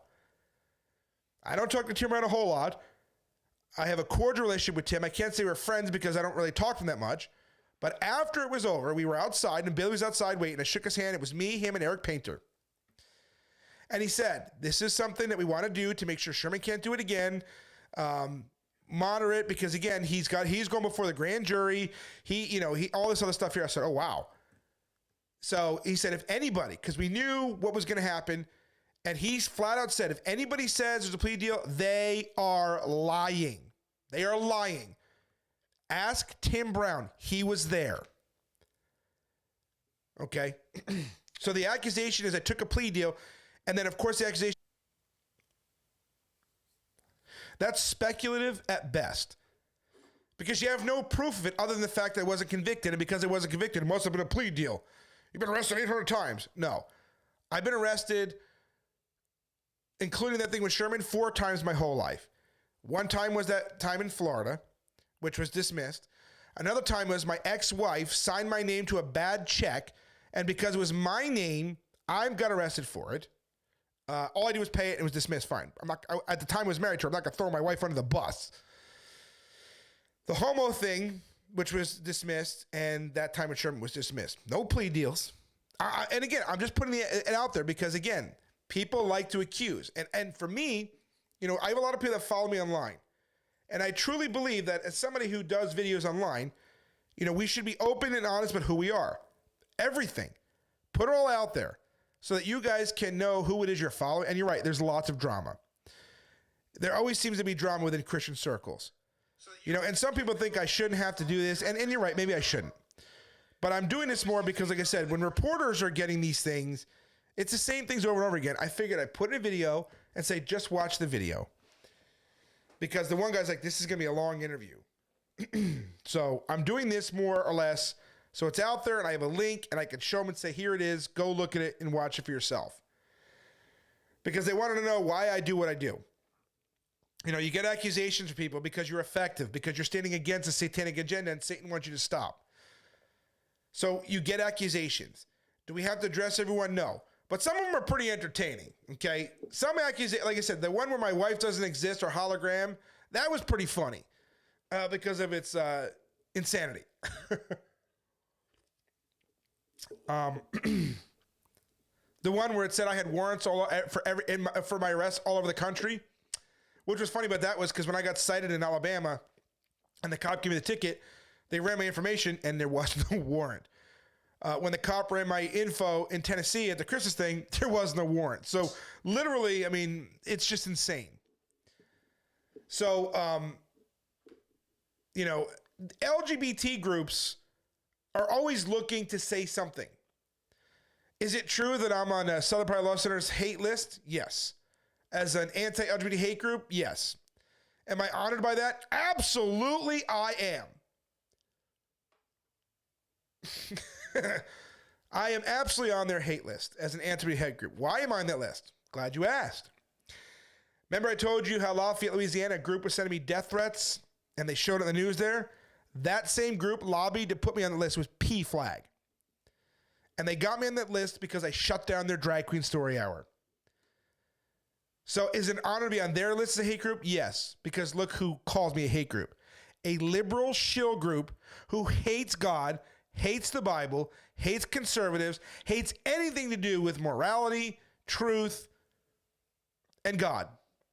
So to have them call me a hate group, it is an honor. Okay? Ruben's on that list. Dave Grisham's on that list. AFA's on that list. ADF's on that list. Liberty Council's on that list. I'm in good company. Jesus is probably on that list too. I'm in good company. So yes, I am on the hate list. Have I ever caused any violence? Never. I've been doing this for over 4 years now, going on 5 years. I think this is going on 5 years now. Yeah, it is going on 5 years. Never once. I've preached all over this country. I've never taken a break, except for maybe a couple weeks here. But other than that, no breaks at all. We just preach. And everywhere I've ever gone, there has never been any violence from myself or anybody preaching with me. There's been violence against us. This is true. But there has never once, you will never find anything where I have ever committed violence, where I have ever incited violence or asked anybody to do anything violent to anybody ever. That doesn't exist. Have I said that the homosexuals are worthy of death? I have. I said it because that's what the Bible says. Bible says homosexuals, but gossipers, fornicators, liars are also worthy of death. That's what the Bible says, not what RichPenkoski says. Is that a threat of violence? Of course not. That's quoting scripture. And you think it's a threat of violence is idiocy. But again, you know, I had the FBI shut my house because some homo called him and said, we're afraid that RichPenkoski is going to increase in violence. And even the FBI was like, I've never been convicted of a crime. I have no violent history whatsoever. Oh, wait, I'm sorry. The stalker there, the one that said my wife doesn't exist, said that I made terroristic threats against the police. That's a lie. It never happened. My ex-wife got a restraining order a long time ago because she said I threatened to kill her. And I'm going to tell you how that went down. So she did that because I was angry because my Ariana was a little girl. She was sitting up and she was crying. And I was living in Little Falls, New Jersey. And she said, Daddy, why doesn't Mommy want to spend time with us? And I got sick of it. I called her up. I said, listen, your daughter's sitting on my lap. She's crying. You come home. You go out with your friends. You don't spend time with your kids. And she's crying. Why does her mother want anything to do with her? I said, you get your butt home and you start spending time with these kids. So she came home about 8 o'clock at night. And I didn't talk to her. She came back with her friend Melody. And she went up to the kid's bedroom and packed a little book bag for him. I said, what are you doing? I knew something was up. I'm not stupid. She goes, oh, I'm taking him bowling. I'm like, 9 o'clock at night? Oh, no, I'm taking him to the park. 9 o'clock at night? Well, yeah, not unreasonable. Sometimes people do that. Okay. Why are you bringing the change of clothes? Why are you bringing a backpack full of clothes? Well, in case they get dirty, take a shower. I'm like, you bring them home to take a shower. I knew what she was doing. I said, if you take these kids, I am calling the police and saying you kidnapped them. And she beat me to it. She went to the police and said I threatened her. So the police came. They arrested me. I'm sorry, I forgot about that one. And it was like no bail. It was like $200. I paid $200 to get out of jail. And I said, I didn't do anything. And the cop's like, listen, this is a town where the judge would rather take precautions. If he really thought it was a serious thing, you would have like a $25,000 bail on you. I'm like, oh, okay. So I called a lawyer. And the lawyer said to me, he goes, listen, most times women get over these things. They drop it. So don't waste your money. Go to court. If she doesn't do it, then tell the judge you want an attorney, and I'll take the case. We'll go from there. I said, okay. So it was a Thursday, Friday, can't remember. We go to court, and she shows up with an attorney. And I didn't have one, and the judge is like, hey, do you want to continue this? And she says, yes. I said, Your Honor, I need a recess. I need to get an attorney for myself. He says, okay. And he's like, what's going on? He says, go in the hallway, figure it out, and we'll come back. So I go in the hallway. Her lawyer's like, she wants you to pay child support. I'm like, first of all, we're not divorced yet. Secondly, I'm going to take care of my children. She knows that. And I said, I haven't seen my kids in 10 days. I want to see my children. And she's like, oh, well, I said, no, I want to see my kids. And so the lawyer's like, oh, she'll let you see your children if under supervised visits. I'm like, you know what? I really don't care. I just want to see my kids. So we go back into court, and the judge's like, okay, Mr. Penkoski, did you secure a lawyer? I said, I did. He can come whenever we're going to go to court. And he's like, okay, we're going to settle this for Monday. You come back here Monday. Because he was going back, and I said, well, Your Honor, I want to see my children. He goes, oh, wait, you haven't seen your children this whole time? I said, no. And her lawyer goes, Your Honor, he said he agreed to supervise visits at his mother's house. The judge goes, you agreed to that? I said, Your Honor, I don't care. I just want to see my daughters. He says, you know what? Come back here Monday. We're going to deal with your case first. 8 o'clock a.m. Be here. Bang. So Monday morning comes. I hired my attorney. His name is Rich Baldy. He's in Patterson. We go to court. And her lawyer doesn't even show up at first. And the judge is angry. We're sitting there because he wanted my case done first. He goes, where's your attorney? She goes, I don't know. He goes, did you pay him? She's like, yes. He goes, get out there and call him, find out where he is. Go in the hallway, call him. She called him, he'll be here in 5 minutes. Her lawyer shows up, and the judge was mad already. Puts her on the stand, and she starts doing her thing. And the lawyer is giving her the answers to the questions before she answers the questions. And the judge's like, you can't give your client the answer to a question before you ask the question. And he kept doing it, and the judge goes,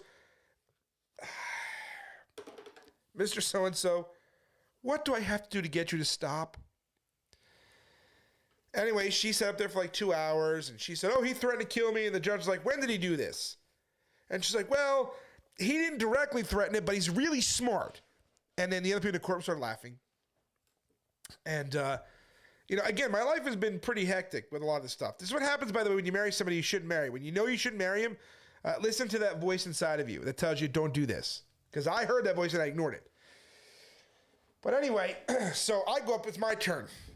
And her lawyer cross-examines me. And he goes, Mr. Penkoski, did you call your wife a B-I-T-C? I said, yes, I did. After she called me an effing a-hole. Okay, I have no further questions. That was it. So she goes back in the stand, and she's like, Mrs. Penkoski, isn't it true that your husband was arrested for organized fraud X amount of years ago? Judge is like, wait a second.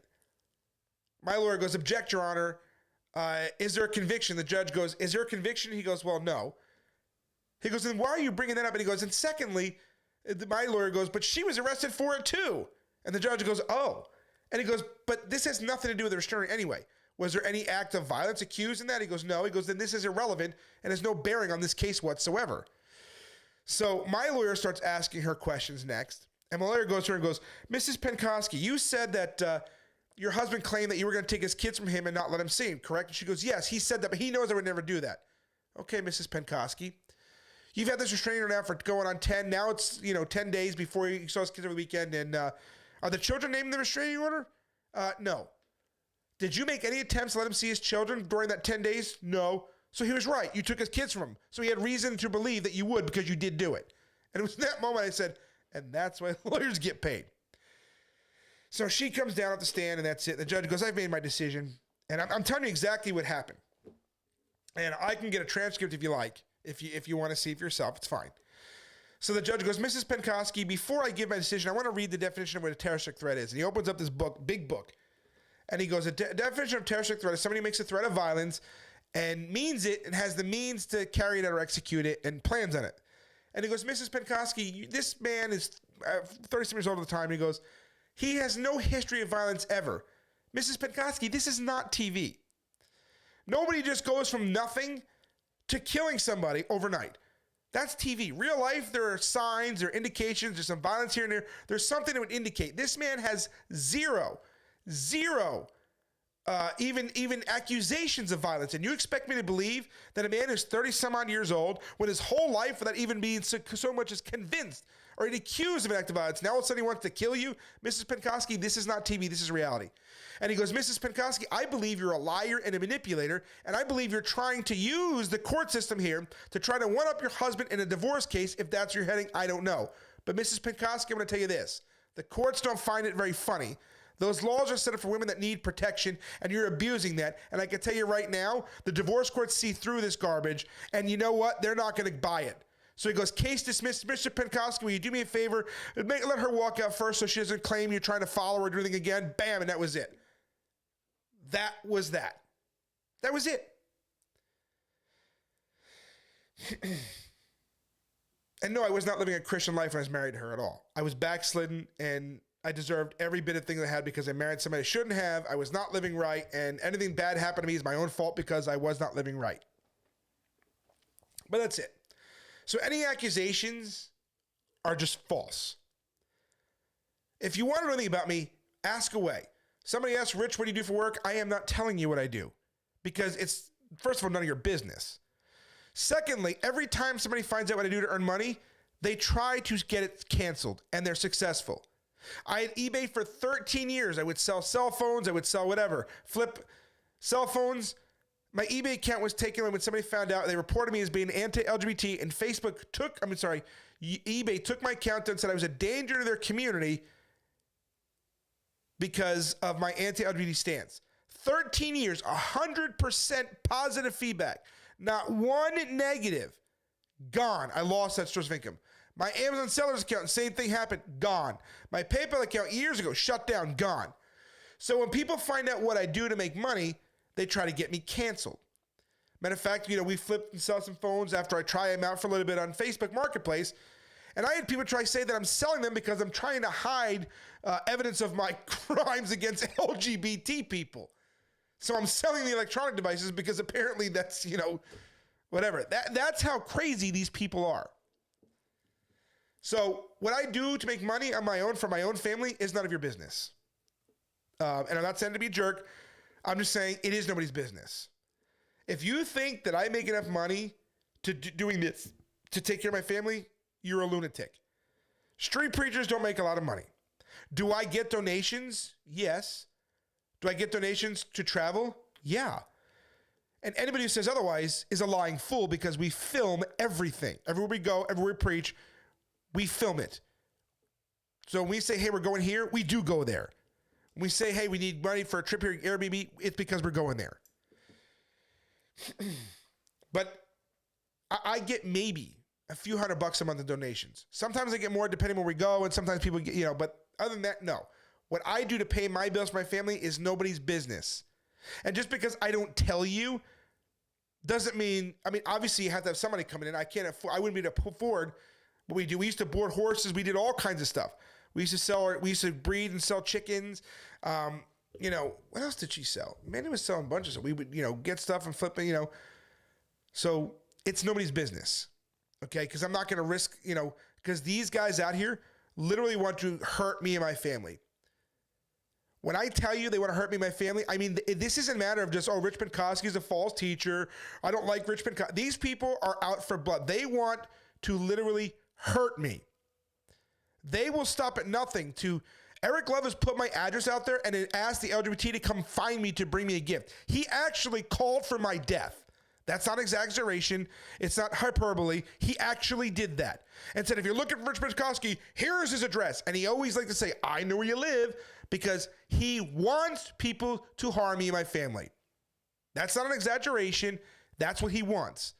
I have proof that he actually is trying to get people to put me in jail for crimes that are non-existent. I have proof of it. And as soon as I can, I will release it. There's a reason why I can't release it yet, and it has to do with the whole thing happened in court in Bartlesville there. But as soon as I can, I promise you, it is all coming out. I have proof of all of it. Why would a Christian, so-called, put somebody's address out there and ask the LGBT to come find them when he knows exactly what they want to do to me and my family? You can say what you want, and of course, he'll probably make a video saying, that's not true. It is true. And you guys are the ones that told me about it, because I didn't even know that at first. Because as much as I despise those two wicked devils, I don't want to see them die. They do have children to take care of. It's not fair to hurt their kids. And when they say, RichPenkoski tried putting me in jail. That's a flat out lie. First of all, when you get a restraining order on somebody, it's civil, not criminal. The only time it's criminal is if you violate it. So when somebody's trying to claim they're being persecuted, he tried to put me in jail away from my family. No, that's a flat out lie. They are civil. They are not criminal. You don't go to jail. Again, it's a lie. But these people, LGBT groups, like she actually went down to this woman in Kansas and filed a police report to try to have me arrested for saying that I'm hacking her iPhone. I've never met her, not been near. You can't hack an iPhone unless you're there to put software on it. But says she actually claimed I had sophisticated military equipment in my house to hack her iPhone, and actually made a police report about this. And I said to the police, why don't you arrest her for that? And he said, because she's crazy. She's clearly mentally ill. She said that I was climbing a cell phone. Look at me. Do I look like I'm in any shape to climb a cell phone tower? I was climbing cell phone towers for the government to spy an LGBT activist. And she would say things, I'm giving the government 30 minutes to call me or else I'm going to the media. It's, you know, because this woman would say things like, I'm working with Special Agent Detective Ramona in the FBI in Pennsylvania. We called Detective Ramona, and Detective Ramona's like, I don't even know who this woman is. Can you tell me her name? Like, the fabrication was funny. Correct. Kyle, I asked what you do for work with honest intent. I actually pray for you and the dude JT to reconcile. It's not going to happen, Kyle. Why would I reconcile with somebody who literally says that God is Satan? And you can go look at my video. He actually said God is Satan. And you cannot, let me tell you something. You can't trust this guy. Because I did reconcile them once. Even though something in me told me, but I always want to give the benefit of the doubt. This is a guy, I mean, and you can ask Brother Gabriel. He was talking to Gabriel about me before Gabriel even met me. And then when Gabriel met me and said, you know what JT was saying and all that stuff wasn't true, what he did was he released private conversations, almost like an extortionist would do. Well, if you don't do this, I'm going to release this. That's what he does. You cannot trust people like that. There is no reconciling with people like that until he fully submits to the Lord. And even then, reconciliation doesn't mean trust. You don't have to trust people that have demonstrated that they can't be trusted. Anybody who secretly records you, whether it's legal or not, it's immoral. It is immoral to secretly record somebody so that you can use it against them on.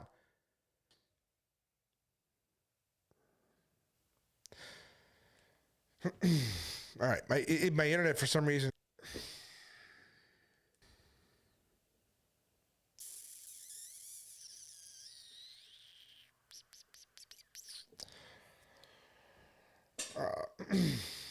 Trying to tell people to cut. Okay, there we go. For him to get saved.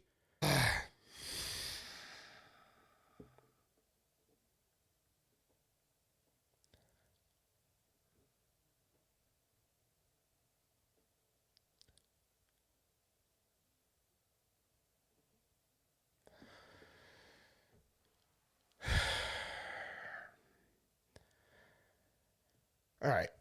And I did enjoy preaching with him when we did preach together. I'm not going to say I didn't, I did.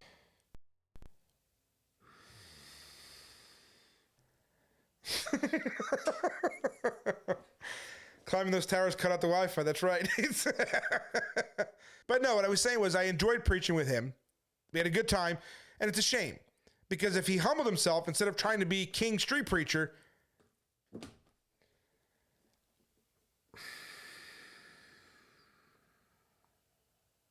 because, you know, he'd actually be fun.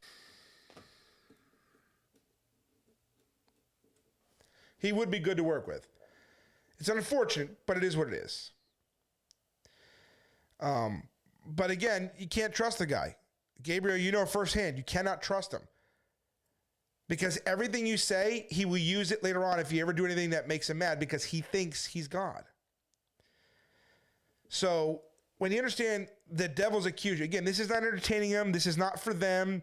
This isn't trying to say whatever. I'm just, because again, I get asked these questions And the reporter, I don't think you heard from those two. I don't know. He didn't tell me who. But again, this is because it comes up, and there are a lot of things that LGBT people say. There's going to be some press coverage coming pretty soon about some things. Major press coverage. So I want to get this out there beforehand so that when media, I already talked to Christian Post, and they're going to cover it too,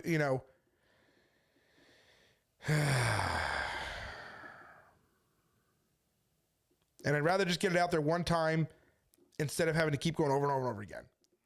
So that's why I'm doing this. Naming it, so this isn't a matter of talking about them again. This is a matter of entertaining devils. It's just to clear that up so people know what's going on, who they are, what's going on, who the accusers are, so that this way they can take it. I'm going to timestamp this later on with this stuff so they can see it and just call it a day, because it's the same stuff the LGBT does. Every time I preach. I mean, nobody listens to them. Nobody that matters. Lawmakers, police, nobody cares.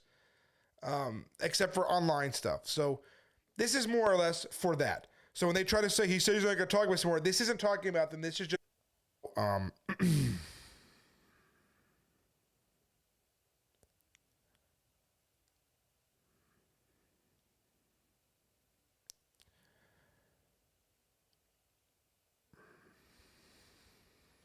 That's all this is. And by the way, if somebody wants to claim persecution, oh man.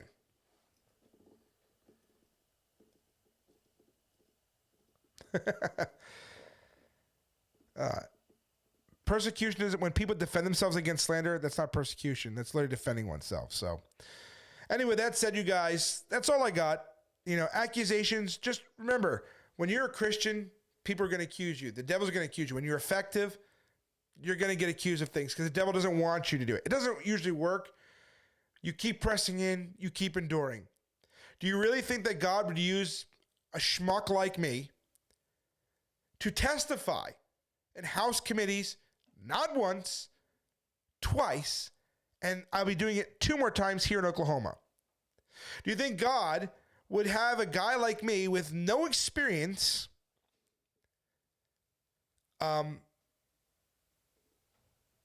really, other than the past 4 years, to do this, to shut... I mean, who am I? I'm a nobody. I'm not a Joel Osteen. I'm not a Greg Locke. I have no desire to be, but I'm just saying, I'm not one of those guys. Yeah, I have some media coverage, but not to that extent. You know what I mean? So, who am I? When you are obedient, the devil's...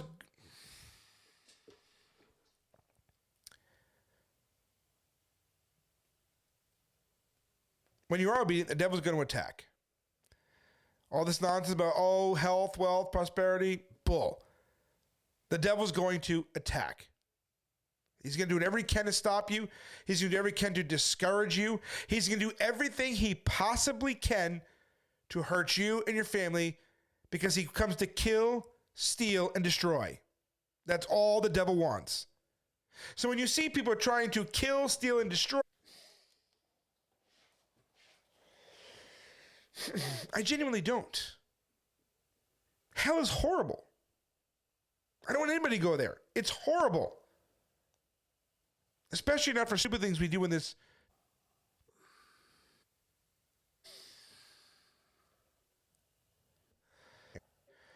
I'm obviously going to.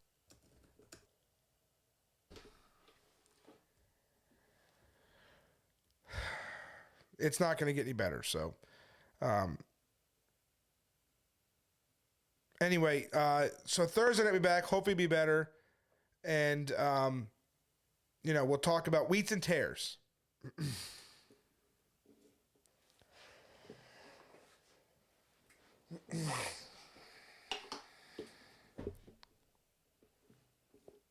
See? Devils.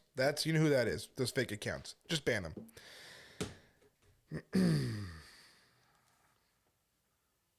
Yes, my slanderer is there. That's right. They watch everything I say and do. But with that said, you guys, we're back here Thursday night. I'm going to talk about wheats and tares. Ruben's not doing a show tomorrow night. He's still in New Orleans. Tonight's the last night. and then I'll be coming home. I think tomorrow, Thursday. He said. I talked to him. I talked to him this afternoon. Yeah, just ban him. This is what. So.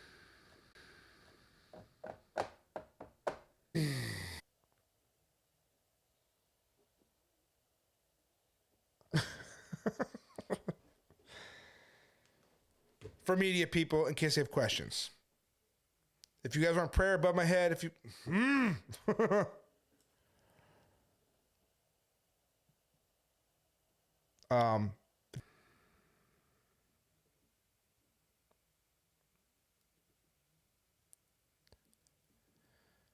Speedify? I don't know what that is. Well, I'm waiting for the fiber to come into my area. Once that comes in, we're switching. And we're all go for the appeals.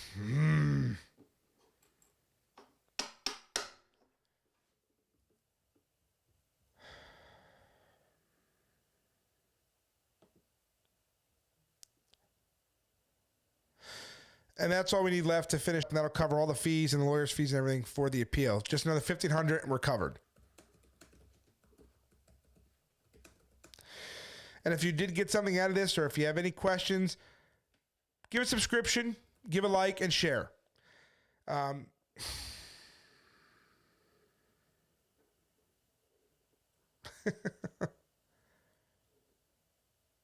And it means a lot to us, and it certainly helps us get the message out there so we can continue doing what we do.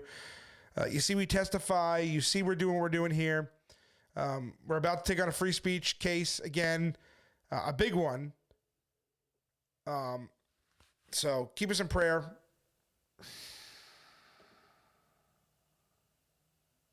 Where's our war cry? We don't understand that we're in hostile territory. This isn't a time of peace. It's against the principalities and the powers. All the generations of the Hebrew nation. Rock, kasak. Where does it come from? Kasak, this is the Hebrew, the rock-like oomph of the spiritually zealous heart, the game face of any man, tenacity of soul, the gritting of the teeth of the spirit-inspired warrior, and the baring of those teeth to the enemy. Kasak is possessing a resolute and growling resolve for the glory of God, a flush of spiritual fervor, a tensing of all us. There's a kasak. We don't have that spiritually. We should. We don't. Because we don't know what we're engaged with. Did you know that you hear kasak? Your knuckles spiritually should immediately turn white, and you should find yourself gritting your spiritual teeth with a belligerence against the enemy. He goes down. There are souls that must be saved. Okay, that's just kasak. The Hebrew statement is rak-kasak. However, in the Bible, where that came from, it's kasak ematz. The other word that goes with it, ematz.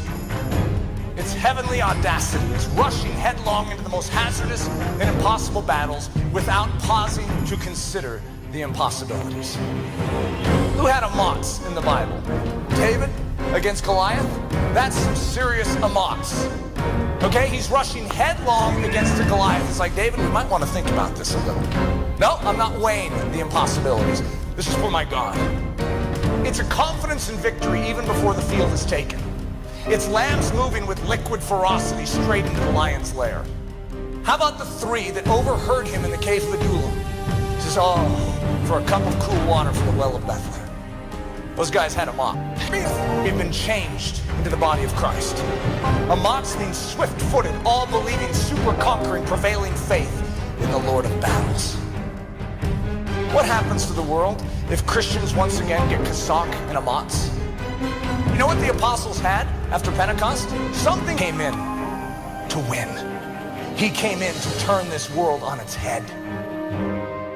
Moses' last gasp, this is his great speech before the promised land, which he never got to enter into. And he's laying out the ground rules for the kingdom that is about to be established across that Jordan River. It's all Israel. Kasak amatz! Be strong and of good courage. For thou must go with this people unto the land which the Lord has sworn unto their fathers to give them, and thou shalt cause them to inherit it. Well, what's happening there? The men and women of God are coming to take what was purchased, the promise. You were surrounded by 31 hostile empires. You know that they were headed to the Church of Jesus Christ, yet we are there without a war cry. Let's understand that we are out to win for the glory of Jesus Christ. And even if we die, we win. Doesn't matter what happens to our bodies. We obey, God wins. Now suddenly we're the same name for Jesus in the New Testament, by the way, Yeshua. This is the Savior, the man of salvation, who has come in to bring us into the inheritance. Be strong and of good courage. For unto this people shalt thou divide for an inheritance the land which I swore unto their fathers to give them. Have I not commanded thee? Be strong and of good courage. Rock Kasak. Be not afraid, neither be thou dismayed. For the Lord thy God is with thee, whithersoever thou goest. Rock Kasak, Israel. Rock Kasak, men and women of God Almighty. All the powers of earth and hell that come against your soul, and all the powers of earth and hell that are puppeteering the lost masses, you hit them square in the teeth. And you show love to this world. To anyone who would spit in your face, you serve them and you love them in return and say, Father, forgive them, they know not what they do. Rock Kasak, Israel. Rock Kasak.